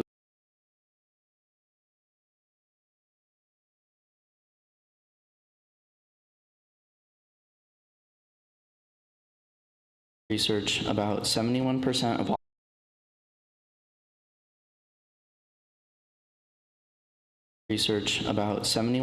of all homicides globally involve gun violence. When a section of the American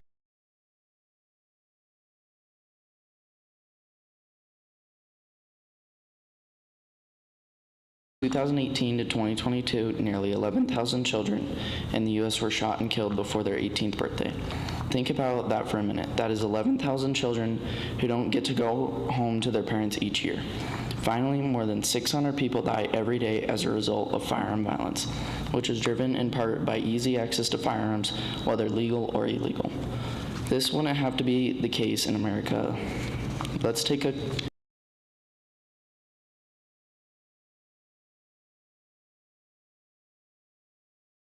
cases. Australia, another good example, only 225 people were killed in 2024 due by a gun. They have a population of 26.4 million people. For my second point, let's talk about how stricter background checks would keep guns out of the hands of people who should not have guns. In 2022, a man attempted to buy a gun from a licensed seller but did not pass the background check. Soon after, he bought a rifle from an unlicensed seller who was not required to run a background check, and shot and killed 2 people at a St. Louis high school. If we had stricter background checks, we could allow people who can legally own and operate a gun to have them. Stricter gun control does not mean that we have to take away everyone's guns. It just means that we have laws that help guide who can have a gun and how and when they're used. We can prevent tragedies, violence, own one. Finally, let's talk about one of the most controversial aspects of gun control: school shootings. School shootings have brought the gun control debate into the spotlight because of the horrific nature of those incidents. We would have fewer school shootings if there were stricter gun control laws that were enforced. According to the Rockefeller Institute of Government, the United States has a much higher rate of mass school shootings than any other nation worldwide. In fact, by population proportion, it's surprisingly higher than any other countries. According to the Regional Gun Violence Research Consortium,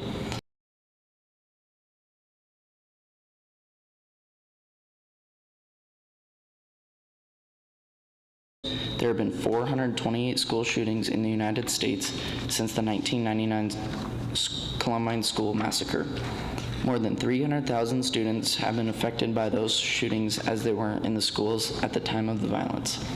Almost 1 in 4 U.S. teachers say their school went into a gun-related lockdown in the last school year.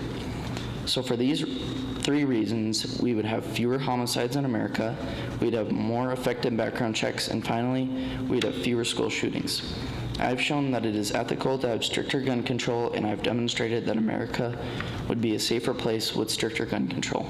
The issue of gun control should matter to everyone because, as we heard in the statistics, gun violence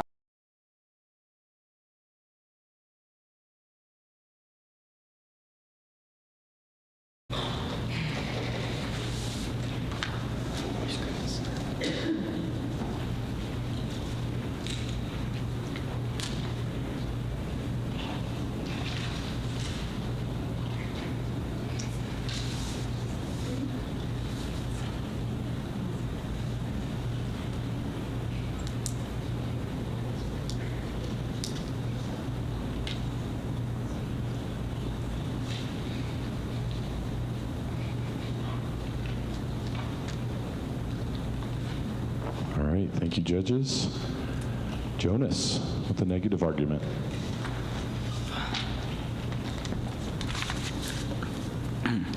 We live in a country that sees many terrible gun violence acts happen every day. Whether we see it on the news, hear it from our friends, or see it physically with our own eyes. These things happen, and a lot of the time we can't do much about it. But a lot of people think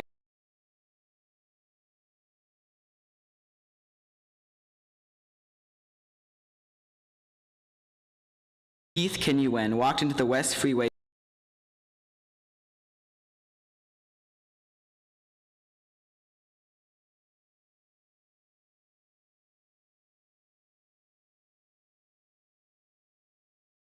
First, we need to understand what gun control is. Gun control is the regulation of the sale and use of firearms, or more simply, the controlling of guns. The history of gun control dates back to December 15th, 1791, the day the Second Amendment was ratified, which states, "A well-regulated militia, being necessary to the security of a free state, the right of the people to keep and bear arms shall not be infringed."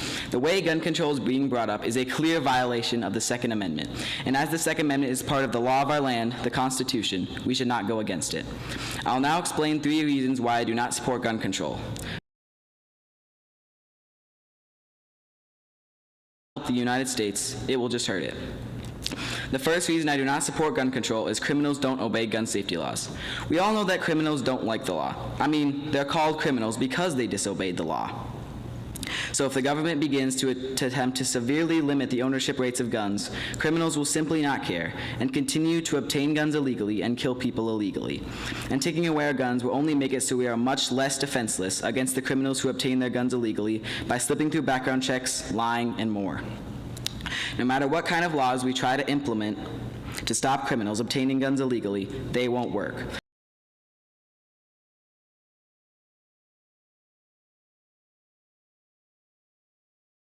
The reason I do not support gun control is it violates the Second Amendment, which I already mentioned is bad because it violates the law of our land, the Constitution.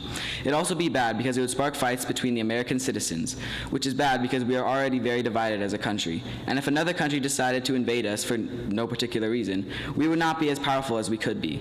It would also tear apart the entire fabric of our country because our country is built on the Constitution. So let's not violate the Constitution. The third reason I do not support gun control is taking away our guns won't help the United States, but it will hurt it. I mentioned earlier that if the government takes away our guns, it will leave criminals open to run rampant through the streets, as there will be no good guys to stop them.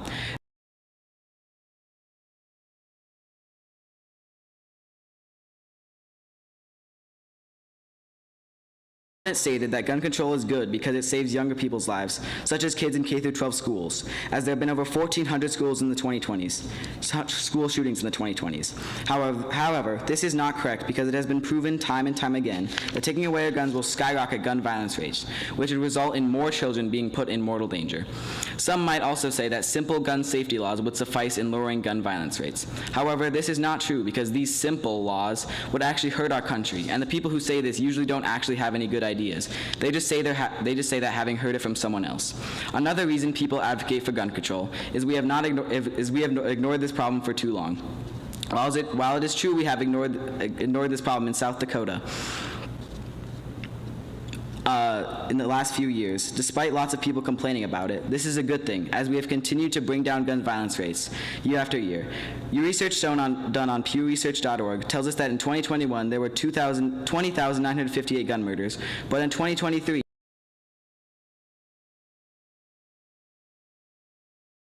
guns, it will be much better than taking away our guns. In conclusion, if we try too hard to save our country, we will actually end up destroying it. If we continue on the path we are on, we will continue to flourish as a country. But if we violate the Constitution, we will fight each other and tear apart our country even more. So as you go into the world today, remember to cherish the fact that you can go out and buy a gun for your very own to protect the people you love.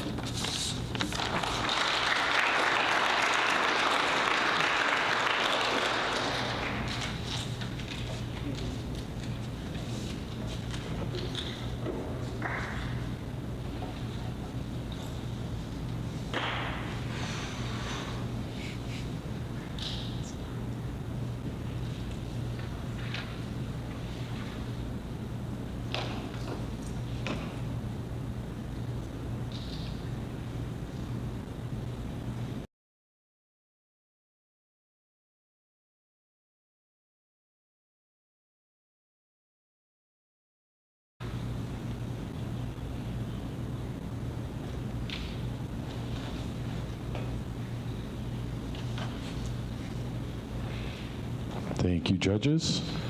All right, Elijah, the affirmative rebuttal. My opponent will try to make you believe that the Second Amendment is the basis for most arguments about gun control. Yes, America was founded with the Second Amendment and the right to bear arms. Yes, guns are part of our history, but that doesn't mean that we shouldn't maintain laws that protect our citizens. How many other laws do we have that provide citizens' rights, but we give some guidelines and boundaries to protect the greater public? What about our right to have freedom of speech? That doesn't mean that we just get to go around and say whatever we want in any situation. Our words could get someone killed. It's the same with guns. We want people to be able to have guns for things like hunting, sports, and self-protection, but we have to be strategic about our laws so we don't have innocent people dying. My opponent argued that guns are important for self-defense. It is true that almost half of people in America live in a household with a gun. For the third straight year, guns have killed more kids between the ages of 1 to 17. That's more than any other case of death, including car accidents and cancer. My opponent would have you believe that it isn't ethical or fair for us to try to track who is safe enough to own a gun. I believe we could come up with fair laws for ways to monitor the mental health of gun owners without crossing privacy boundaries. My opponent might say it would be too difficult to access mental health records and track the mental health of citizens in order to limit their gun access. I would argue that there are more ways for our country to allow citizens privacy while also ensuring that we don't give guns to people who could use them to injure or kill others. Why would we not make this effort to protect lives? There are other examples in our country where we limit the use of things in order to protect our citizens. We require driving tests in order for people to operate a vehicle. It's okay to put limits on some people in order to protect the greater good. My opponent might say that criminals don't abide by laws, so why limit gun use when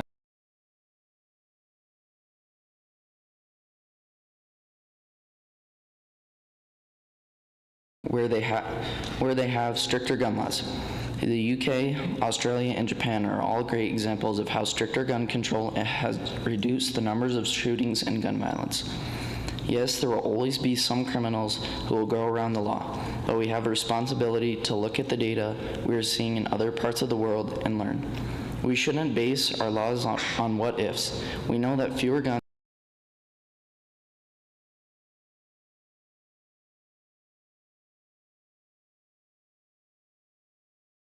limiting the use for others. Thank you.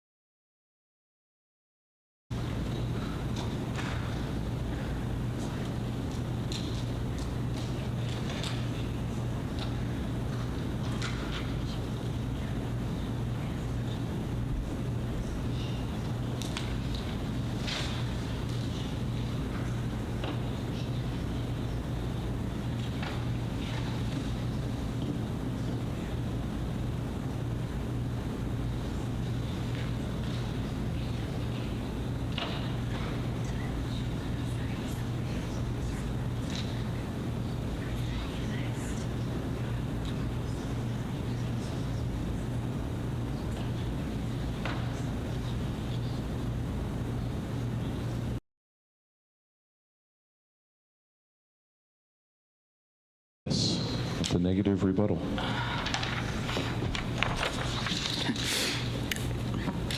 In my opponent's speech, he stated that guns make the United States a much more dangerous country. However, this is not the case for several reasons. One,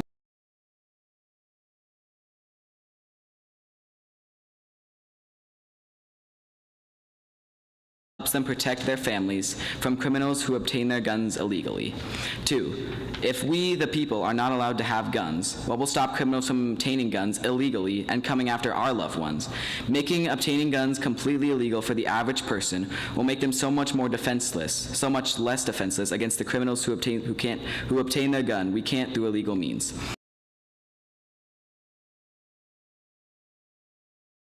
Gun violence rates are plummeting, and that is because we have been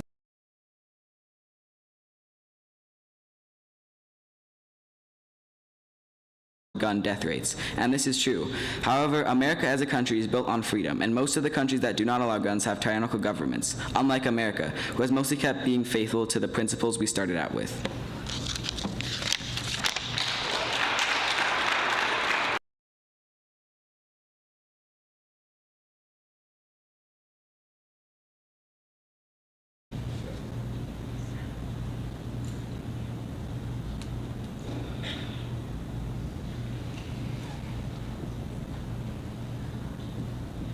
Making it tough on the judges again. What is it with you guys?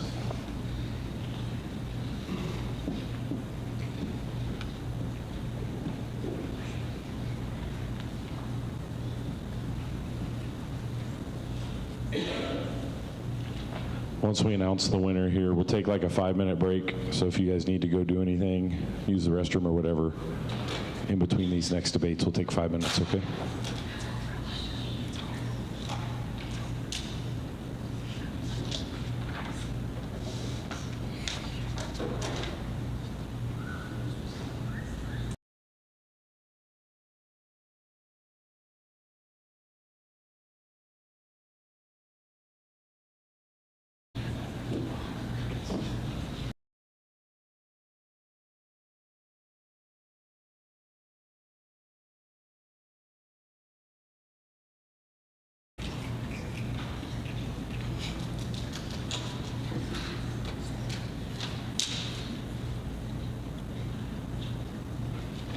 I think I gotta use a calculator.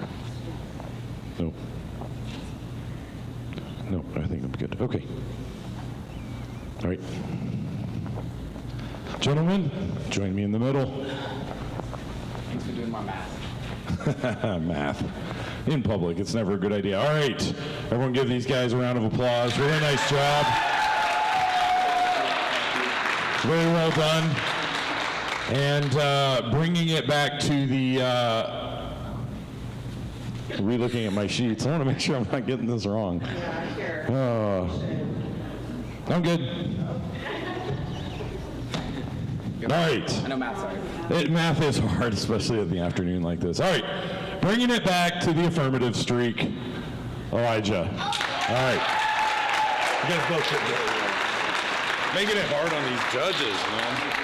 All right, if everyone wants to take, Jonas, you got your stuff here. About 5-minute break, come on back.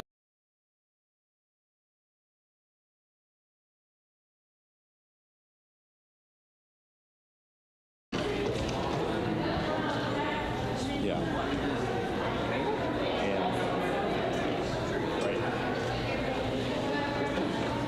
I'm so confused. Hello.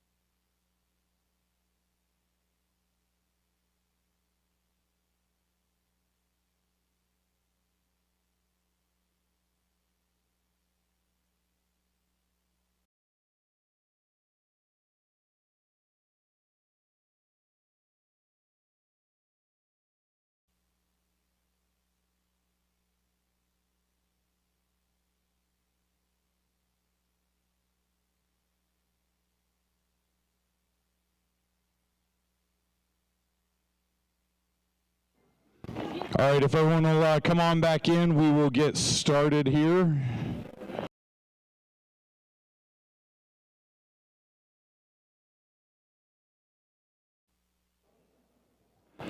All right, Ezra and Brooke, if you want to go ahead and take your spots.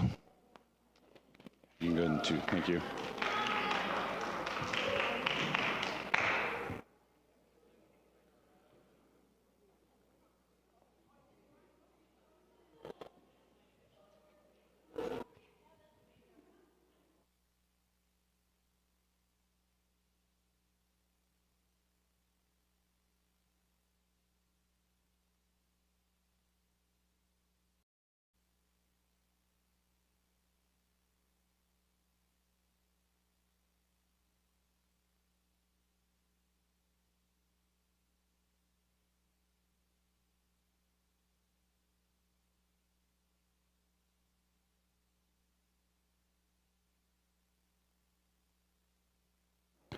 Okay, judges, we have Ezra for the affirmative. We have Brooke for the negative.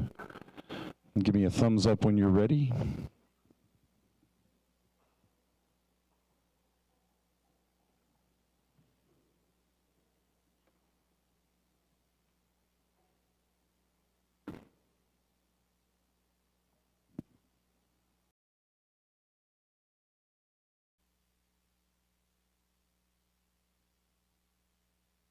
Control are ethical and will make the United States a safer place. This reasoning is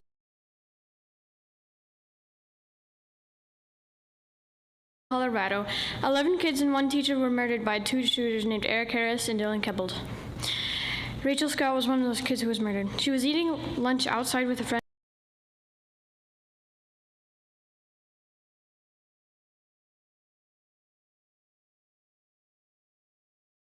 Her friend was shot 8 times and put in a coma. This proves how dangerous guns are and how limited means of gun control was needed in this time to make the U.S. a safer place. Limited means of gun control are ethical and will make the United States a safer place. Limited means of gun control can only be acquired legally, that we should not allow criminals or the mentally ill to have guns. Ethical means morally right. According to the argument, a limited means of gun control would make the U.S. safer. Gun control takes guns out of the hands of criminals and will stop.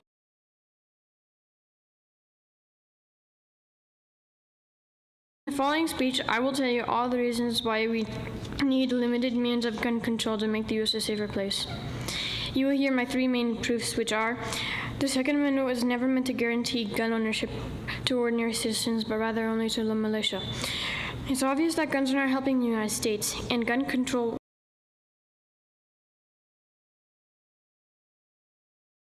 guarantee gun ownership to ordinary citizens, but rather only to the militia.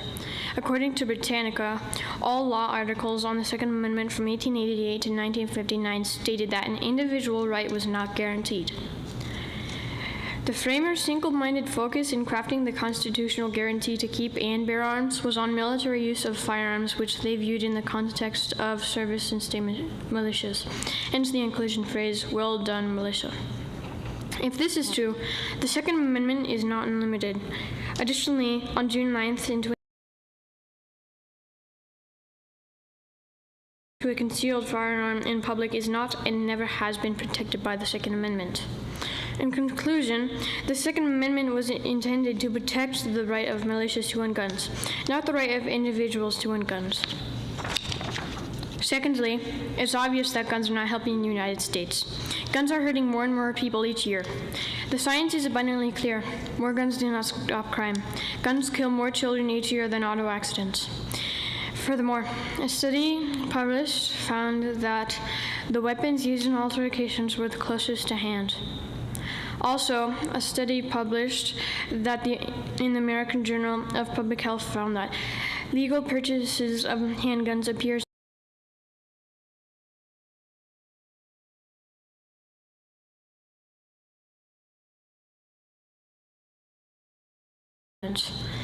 Thirdly, limited means of gun control would reduce the amount of deaths in the United States. More than 60% of the nearly 40,000 annual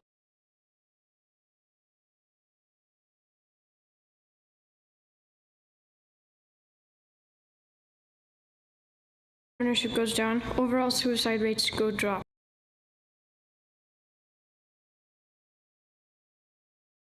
Suicide rate. Also, I think everybody can agree that guns are causing mass shootings and death in the United States. In 2022, the U.S. has seen more than 300 mass shootings. In 2007, 39,773 people in the U.S. died from firearms. Therefore, we need more safety laws regarding guns. It's been 25 years since the federal government enacted any safety law. For instance,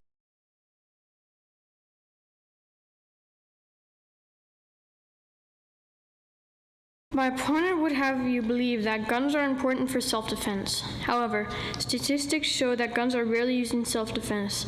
Of the 29,618,300 violent crimes committed between 2007 and 2011, that 79% of victims protected themselves with threat of use or use of a firearm.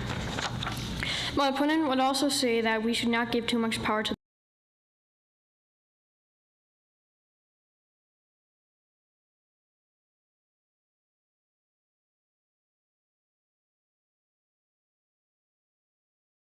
The Second Amendment was never meant to guarantee gun ownership to ordinary citizens, but rather only to the militia. It's obvious that guns are not helping the United States.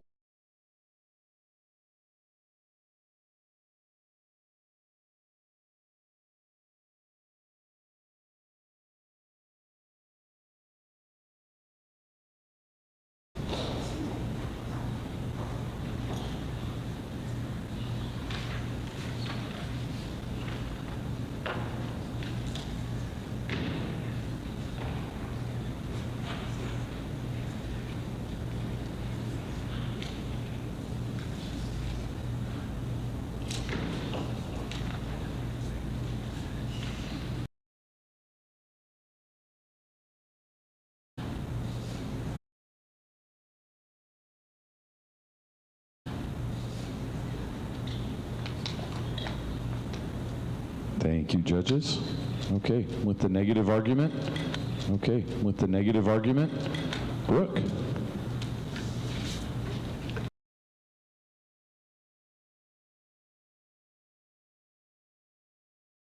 Story. In April of 2021, a husband and wife were at their Texas home when their day unexpectedly and sadly turned violent. A handful of neighbors, upset about an issue, knocked on their door and assaulted the wife. The husband also came to the door and was attacked.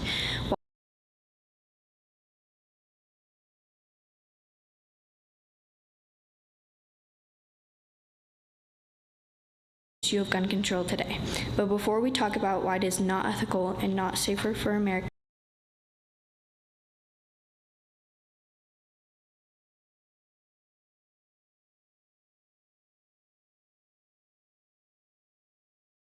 of carrying concealed weapons in 1813.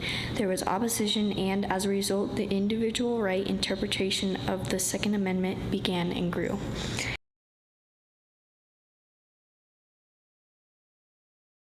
The Second Amendment protects the right of the people to keep and bear arms for defense of life and liberty, so we have a right, according to the Constitution, to have weapons to protect ourselves. Second, criminals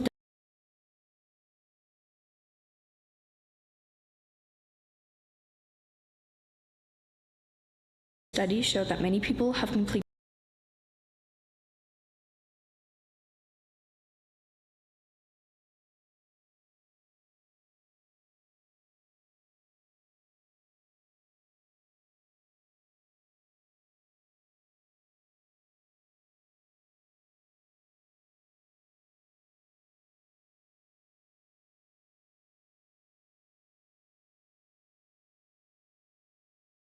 demonstrated that a person has used a gun to protect themselves from crime.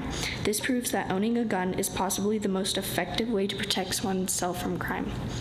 Thanks to extensive research about how gun control laws have affected America, the numbers are clear. Many more criminals are killed or wounded each year by armed citizens than by police. According to a survey conducted by Florida State University, it is estimated that there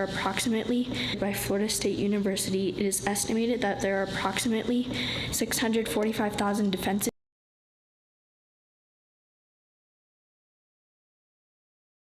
to Justice Department victimization studies for both robbery and assault, victims who use guns for protection were less likely either to be attacked or injured than victims who responded.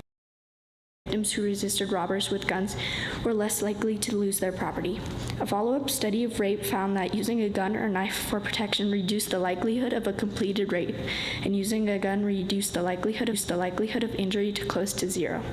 Additionally, surveys indicate that a significant portion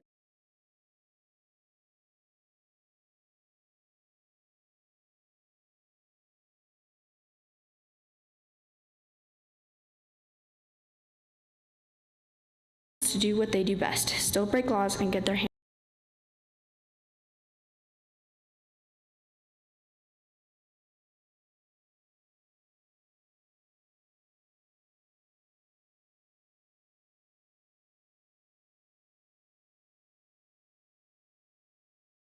This means including theft, straw purchases,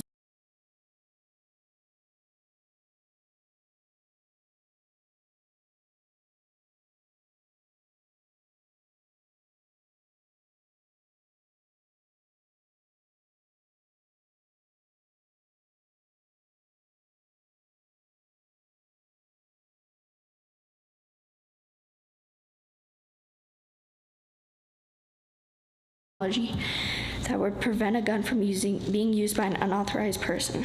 For these reasons, including that the Second Amendment protects the right of the people to keep and bear arms for defense of life and liberty, that criminals don't obey gun control laws, and that background checks have not been effective, stricter gun control in America does not make our country safer and is not ethical. The reason you should care about this gun control debate is because it benefits everyone. Gun control is unethical and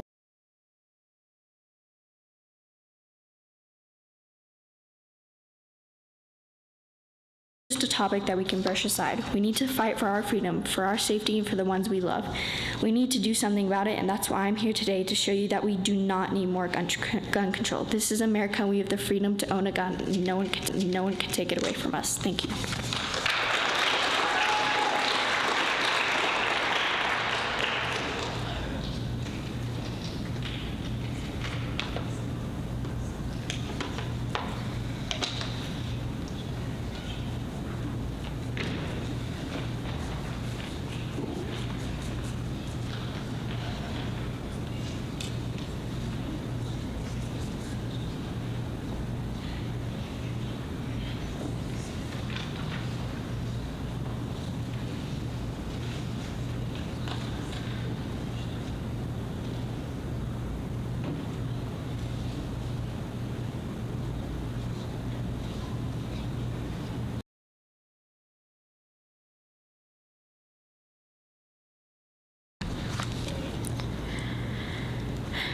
My opponent is arguing that the mentally ill are not dangerous, but I will prove that they are. My opponent might have said that mentally ill are more likely to be a victim than a perpetrator. However, did you know that many of the mass shooters were on physiatric medications for their mental instability? Doesn't this prove that they were unfit to use a gun? We need to take guns away from those who are not trustworthy, such as the mentally unfit. President Trump said himself, we must make sure that those judged to pose a grave risk to public safety do have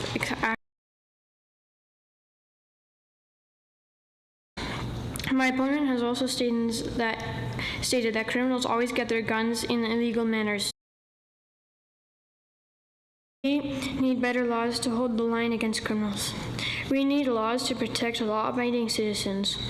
We put gates around our swimming pools to keep children from drowning.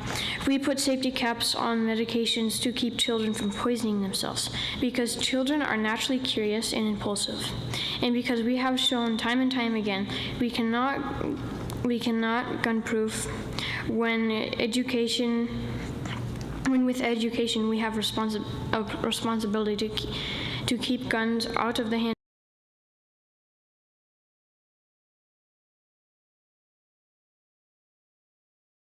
him, herself, or another child could be prevented by automatic child-proof safety locks. My opponent has argued that guns make the U.S. safer so that we can defend ourselves from criminals. However, statistics show that guns are rarely used in self-defense. Only 79% of victims protected themselves with threat of use or use of a firearm. The least employed protective behavior. Jeffrey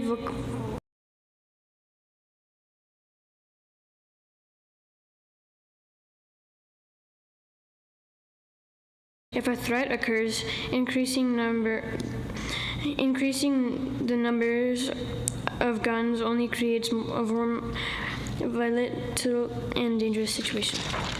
In conclusion, guns do not make us safer. An American's chance of dying from gun violence is overall more than 22 times greater than a lifetime risk of dying while riding inside a car, truck, or van. It's also more than 10 times high as dying from any force of nature, such as a hurricane, tornado, earthquake, or flood. Something has to be done.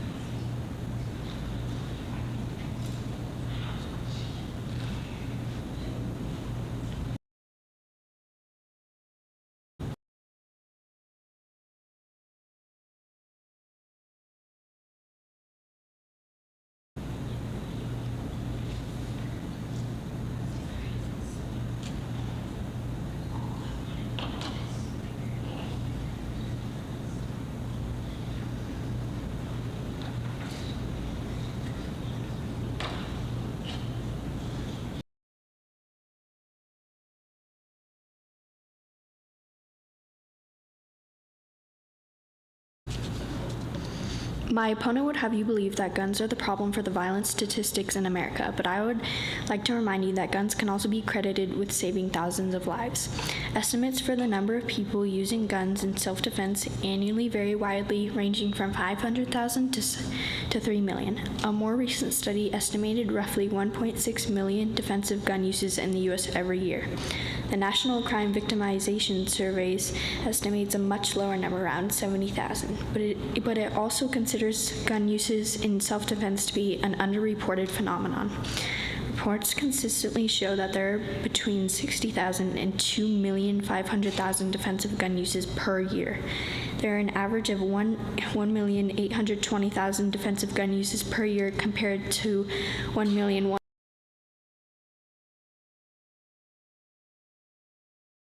for defense. Civilians are 85% more likely to use a firearm for defense than to be murdered by one.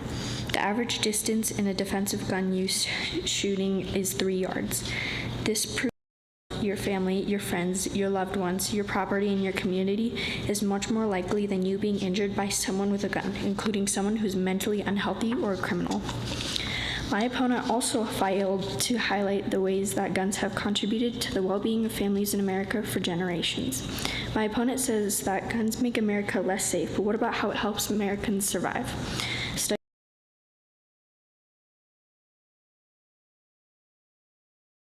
As much as a part of America's foundation, if not more, than the Second Amendment.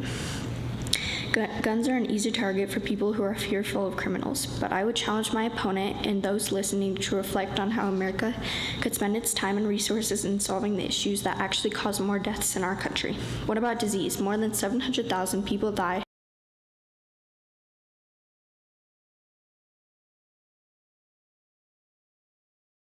control. 114,000 people died from drug use and overdose in America in 2023. When you look at these numbers, why are we so focused on gun control and taking away the rights of law-abiding citizens to protect ourselves? My opponent would have you believe that guns are simply dangerous and don't benefit society. Is this view shared by most Americans? No. Interviews conducted by legitimate media outlets, including Vice.com, most citizens say they don't see the point of gun laws in America. They say that the laws have been in place for years and are not working. In conclusion, my opponent had made some great points, but I hope that you will agree with me that getting more gun control laws is not safer and is not ethical. Thank you for your time.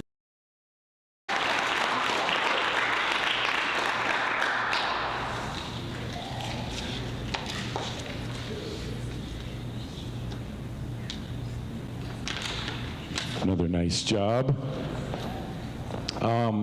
This is probably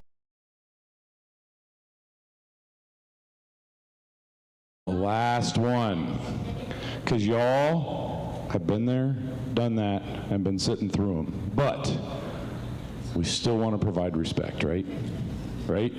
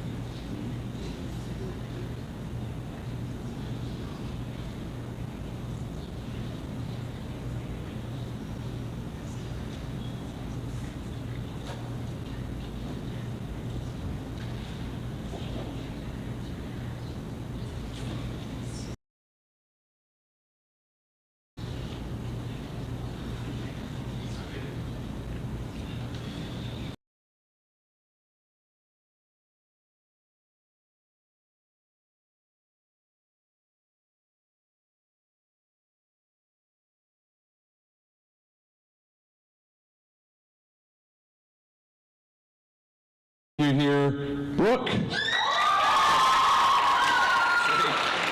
job, both of you. Hey, did your stuff. All right, so we have our last debate coming up, Moses and Sam.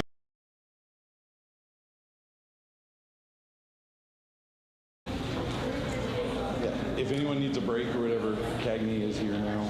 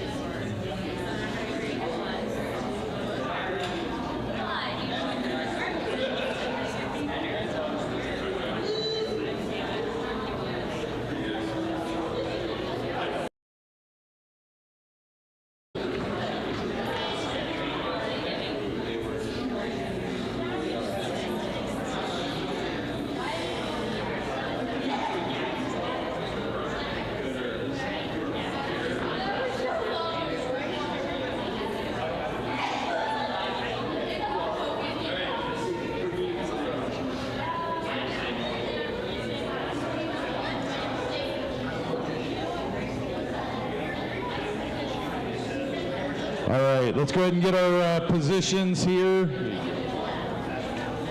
All right, so Samuel and Moses can take their spots up on the stage. Everybody else, please get your seats.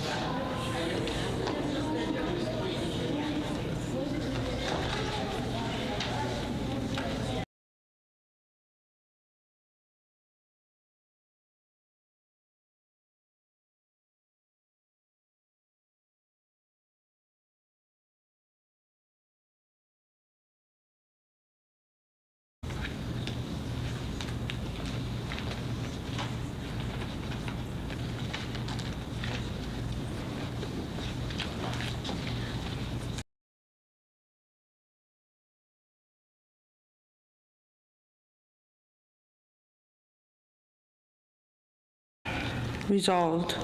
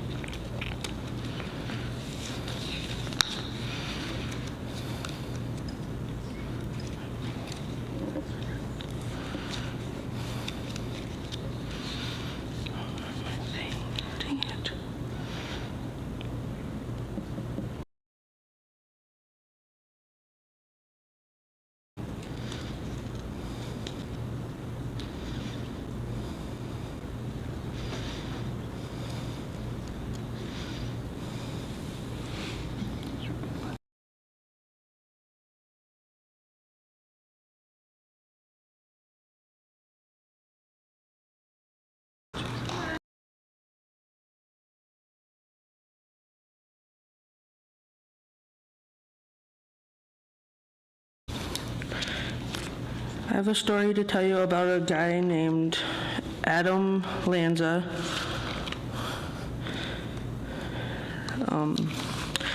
He's dressed in black.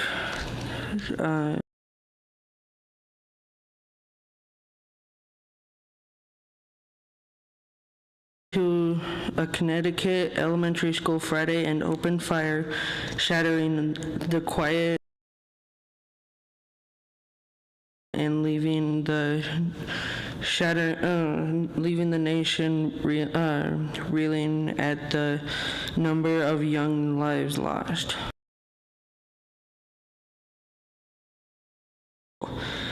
Minus 20 of them children. Were children. Among the 6 adults killed were the school's beloved principal and the school's psychologist. The shooter, identified by 3 law enforcement officials as a mentally ill 20.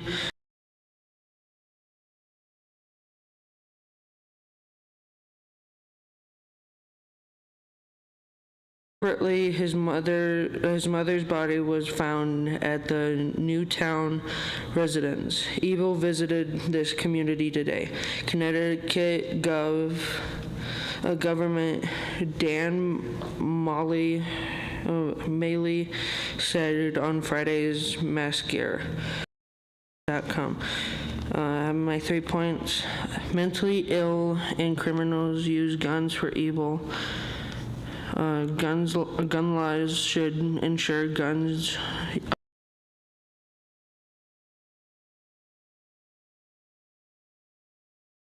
foundation for economic education. Gun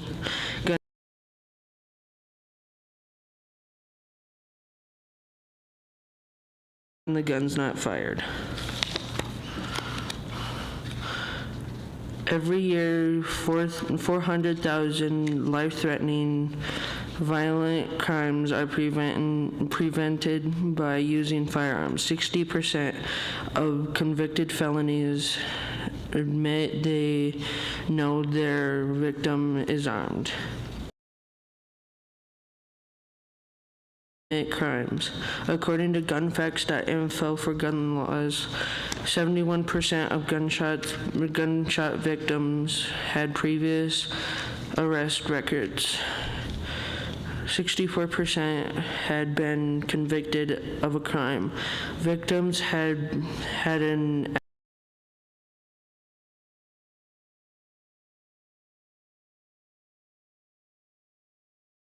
of that group knew their assaultant, twice as often as victims without criminal histories. There are criminology and health care definition for child, preteen, and teens. The national gangs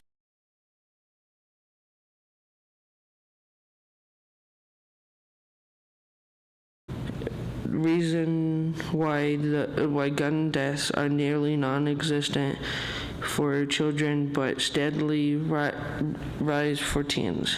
In 2007, there were 999 drowning victims and 137 firearm-related accidental deaths in age groups 1 through 19. This despite the fact that firearms outnumber pools by factor of more than 30 to 1, thus the risk ratio of drowning in availability pool is nearly 100 times higher than dying from a firearm. Related accident for all ages and nearly 500 times for children ages 0 to 5. Only 2% of gun deaths are from accidents, and some insurance investigations indicate that many of these may not be accidents after all. After around 2,000 patients each year, 6 per day are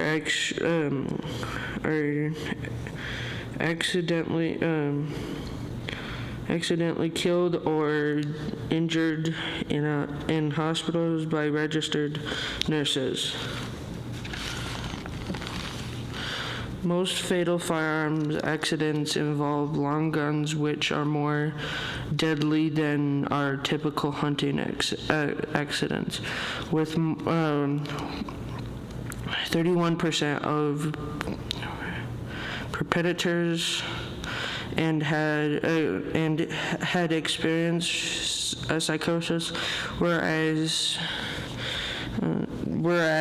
less than 1% of the general public development of psychosis in any given year.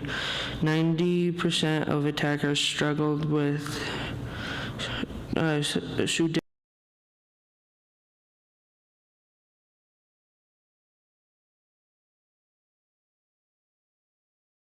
lethal than those associated with use of a rifle. Venue selection, especially with regards to the number of people packed into a small place, what we name a cattle pen scenario, is predictive regardless of the weapon used. As of December 9th, 2024, there have been 314 school shooting incidents recorded in K through 12 schools in the United States for the year 2022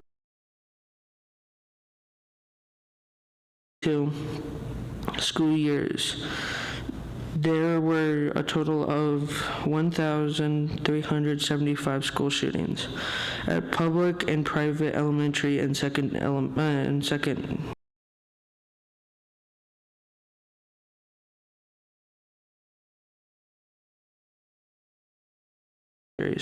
I'll leave you with this. More laws, less crime, that will make the world a better place. Thank you.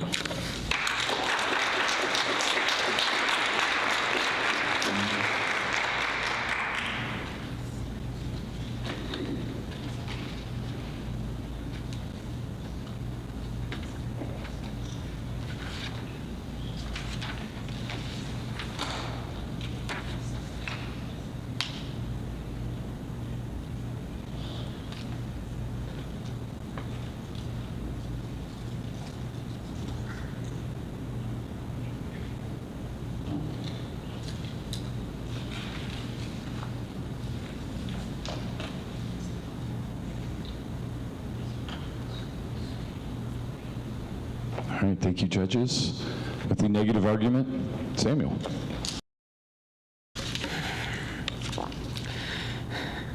Did you know that there is only one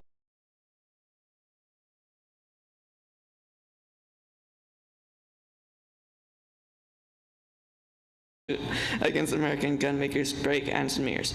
Is that type of gun control working? I would say that gun control does not work no matter what you do. If there are more gun control laws and a tyrannical person becomes president, they could disarm the nation and take over like Hitler did in Germany. Do you want to let this happen? I don't. It is important to define what a gun is. Their purpose, quote, is to inflict a significant amount of damage on whatever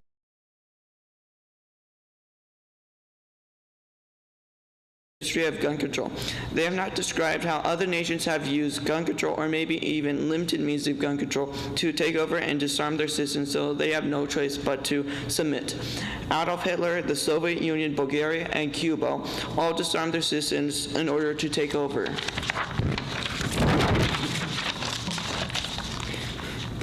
In my argument, I will explain how much power to the government. The first reason why limited means of gun control are not ethical and will not make the United States a safer place is that gun control does not work and instead makes people more endangered. Quote, Mexico has some of the strictest gun control laws in the world, and yet in 2012, Mexico had 11,309 gun murders, 9.97 per 100,000 people, compared to the United States that had 9,146, 2.97 per 100,000 people. Britannica.com/procon. A country with very strict gun control laws has more deaths than the U.S. The main reason gun control doesn't work is because laws will not prevent criminals from obtaining or mentally ill from obtaining guns or breaking laws. No matter how hard you make it to get guns, criminals or mentally ill will still find a way to get guns. Quote, a 2016 Obama administration by the Bureau of Justice Statistics examined how prison inmates obtain firearms they use during crimes. And the results weren't surprising. The study found that only 10.1% obtained their firearms through a retail source. Why gun control doesn't work. Even if we have limited means of gun control, criminals or mentally ill would still get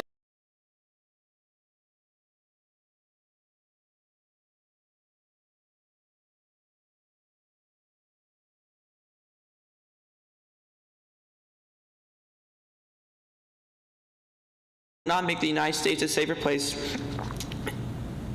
is that gun ownership discourages crime, not gun control. Quote, journalist John Stossel explains, criminals don't obey the law without the fear from victims who might be packing heat. Criminals in possession of these illegal or even legal weapons have a much easier job. Britannica.com/procon. A criminal will not be as likely to start shooting people if someone starts shooting back at him in self-defense. They could possibly die from the person defending themselves. Quote, in fact, a major study of 2,000 felons in state and federal prisons across the United States showed that criminals actually fear armed citizens more than they fear the police. Why gun control doesn't work. This proves my point, because citizens are unpredictable. You never know who has a gun and who does not. All these quotes prove my point, that gun ownership deters crime, not gun control. Criminals and mentally ill people just do not obey the law, and even if some did, it would not stop all gun deaths. It would not make the United States a safer place, and the laws would barely have any effect because criminals will not obey the law. Ethical and will not make the United States a safer place is that gun control gives too much power to the government. Britannica's article on against gun control states, quote, gun control laws give too much power to the government and may result in government tyranny and the government taking away all guns from citizens. Britannica.com/procon. What this quote states is that governments get too much power from gun control. For example, repressive governments through history have used various forms of gun control as a tool to take over, such as Adolf Hitler, the Soviet Union, Bulgaria, and Cuba. During World War II, when Adolf Hitler seized power in Germany, he disarmed all his citizens and the Jews sat there so that there was not any resistance. Then he could do whatever he wanted to them and they could not fight. Made everyone register their guns, and when Hitler came to power, he used those records to disarm the citizens, and he knew exactly where they were. They can't hide their guns from the government because of the gun registration. If we adopted their limited means, Nazis to use the tactic of using gun confiscation to take over. The communist Soviet Union did the same as did Bulgaria and Hungary. Quote, to maintain its iron grip, the Soviet Union had to turn to the most form of suppression, gun confiscation. They mandated that Soviet citizens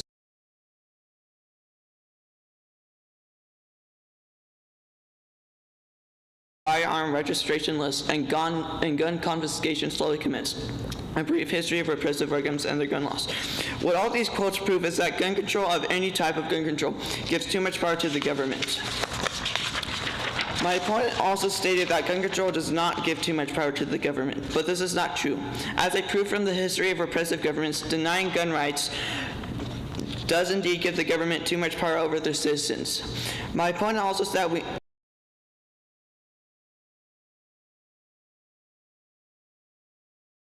My opponent also stated that we need gun control to stop criminals from getting guns. This is false because, like in Mexico, no matter in conclusion, gun control does not work, is not ethical, and will not make the United States a safer place. For 3 reasons. Gun control doesn't work and instead makes people more endangered. 2, gun ownership deters crime, not gun control. And 3rd, gun control gives too much power to the government.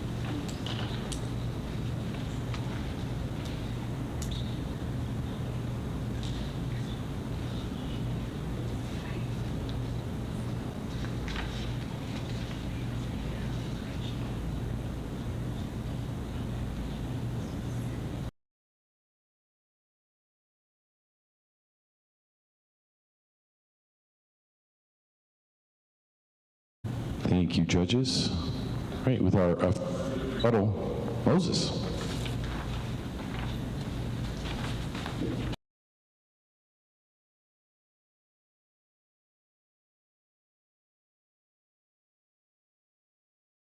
Mentally ill and criminals should not be able to use guns, like, because you never know if they have like anything on them still. But I would think that if you give that you keep your eye out for like him, you should probably call the police before handing him anything.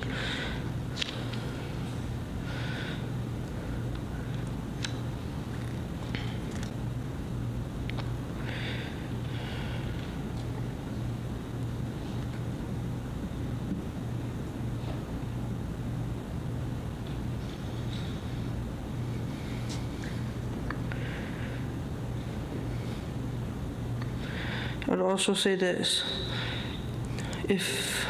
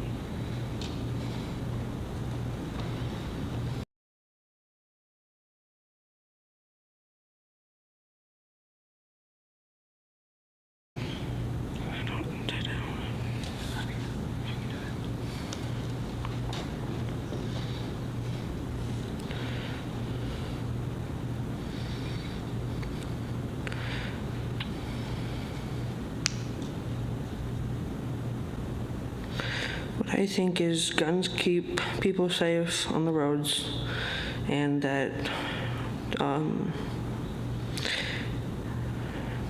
I think that we should have guns that are not used for anything else but hunting and other use only, not for killing people and not for killing anything else, because I think that's a poor decision that people make with themselves.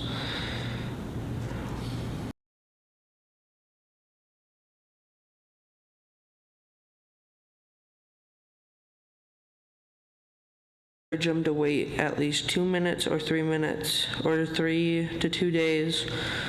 Wait until they get the gun and wait until they're cool off and all that. So then, if they don't need to wait 3 or 2 days, whichever one works. But I think that people should wait 2 to 3 days before they even own a gun. Thank you.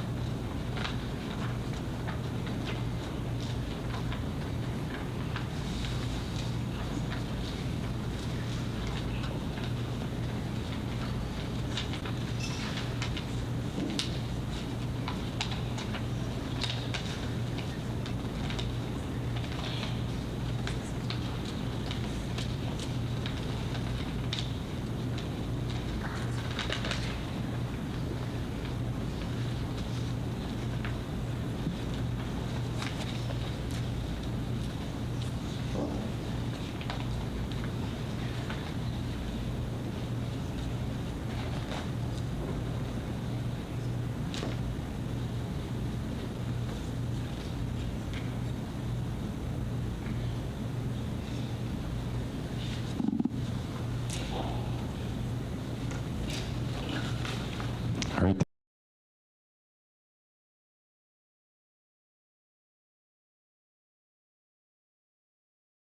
Is arguing that we need to take guns away from criminals and the mentally unfit.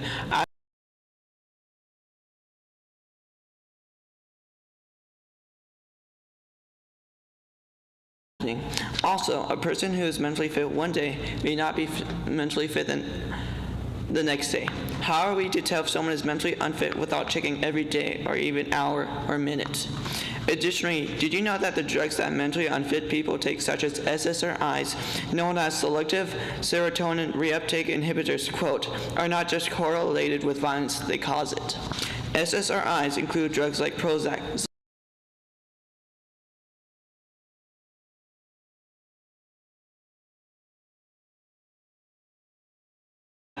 Kurt Danish, who had no history of violence and was inappropriately prescribed Prozac, shot and killed his own father after 17 days of taking the drug.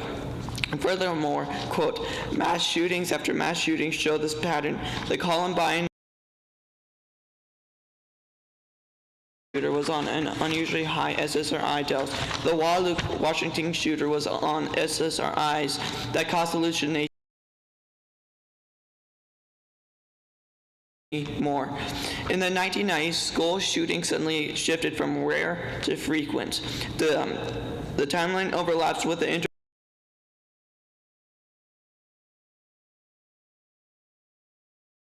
mentally unfit are what is causing the violence. Perhaps guns aren't the problems, drugs are. Secondly, the argument of taking guns away from criminals is short-sighted and full of loopholes.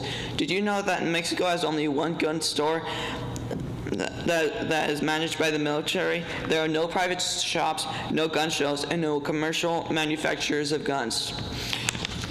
And yet, Mexico's in the top 3 countries of annual gun deaths. Has Mexico's harsh gun control laws been working? I would say no.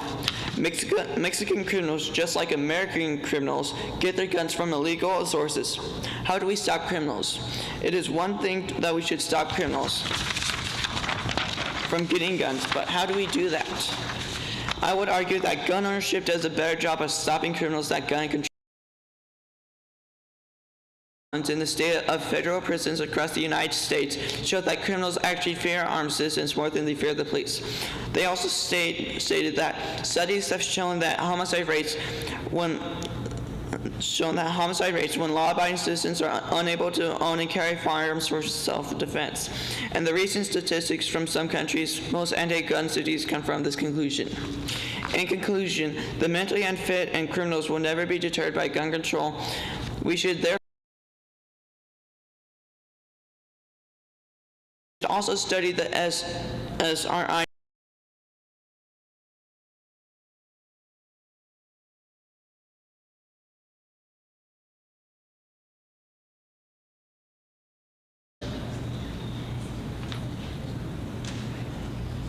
Nice job, fellas.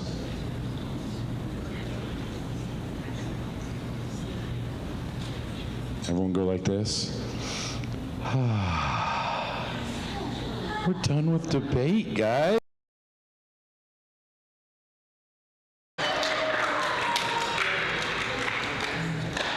You guys made it, every single one of you.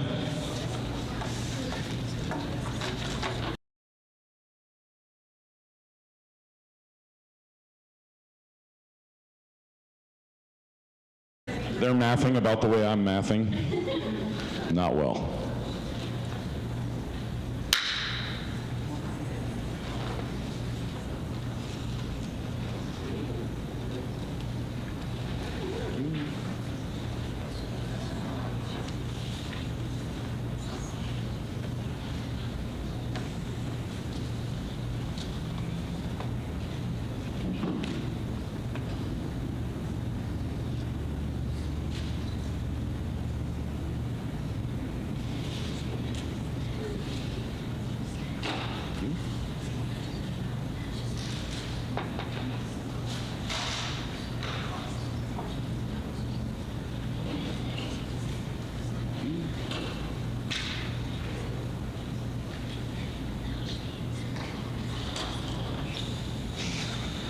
I think I heard the judges giving a bigger sigh than you guys.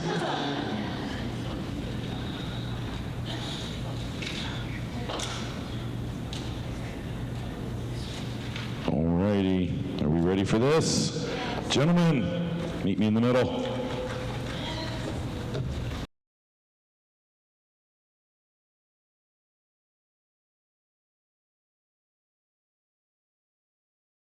Cool, all right.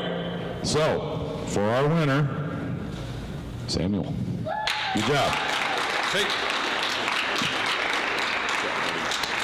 You guys did it. All right, everyone, stand up. Big round of applause for everyone here, all of you guys that debated. I'm really proud of each and every one of you up here in a sadistic, sick sort of way. But now what we're going to do, we have like 35 minutes till the end of the day, okay? Someone has challenged me to an ice bucket challenge. Should we do that? So we'll do that here in a minute, but let's real quick grab all these chairs, stack them in sixes for me, please, and then we got to make sure our rooms are clean. Oh, yeah, actually, everybody up here on the stage that debated at any point, right here? No, any day. Come on up here. Hello. All right. Great job, everybody. All right, you guys on the steps, all levels here. You guys crowd on in there. All right. Chicken jockey.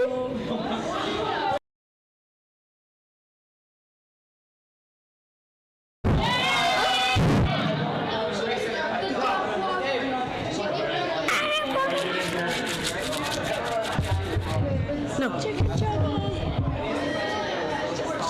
Chicken jockey. Chicken jockey's over, guys. Chicken jockey. One more round down in front.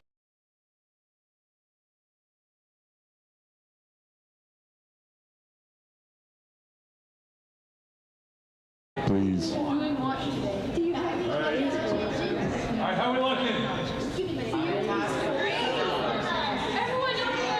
Killian. All right. Get where you can see the cameras. All right, on the count of 3, gun control. 1, 2, 3, gun control!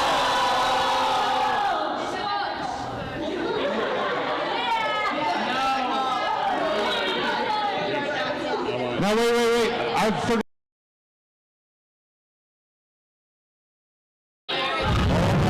I have criminals I need to find.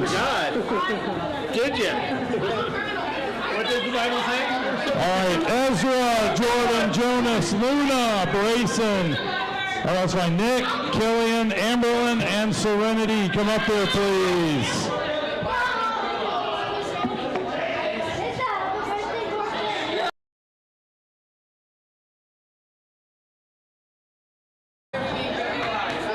Why do you think you're innocent? Why do you guys think you did? Birthdays, ready? Happy birthday to you. Happy birthday to you. Happy birthday, Morgan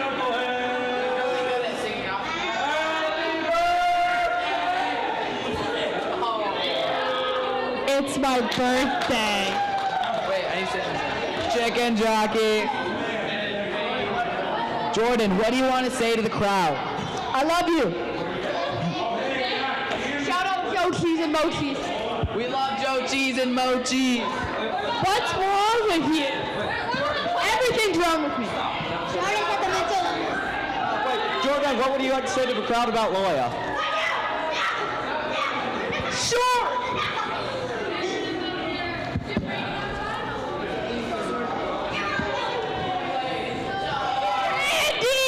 Mr. Punk, help me. She's gonna take the microphone. I'll take it.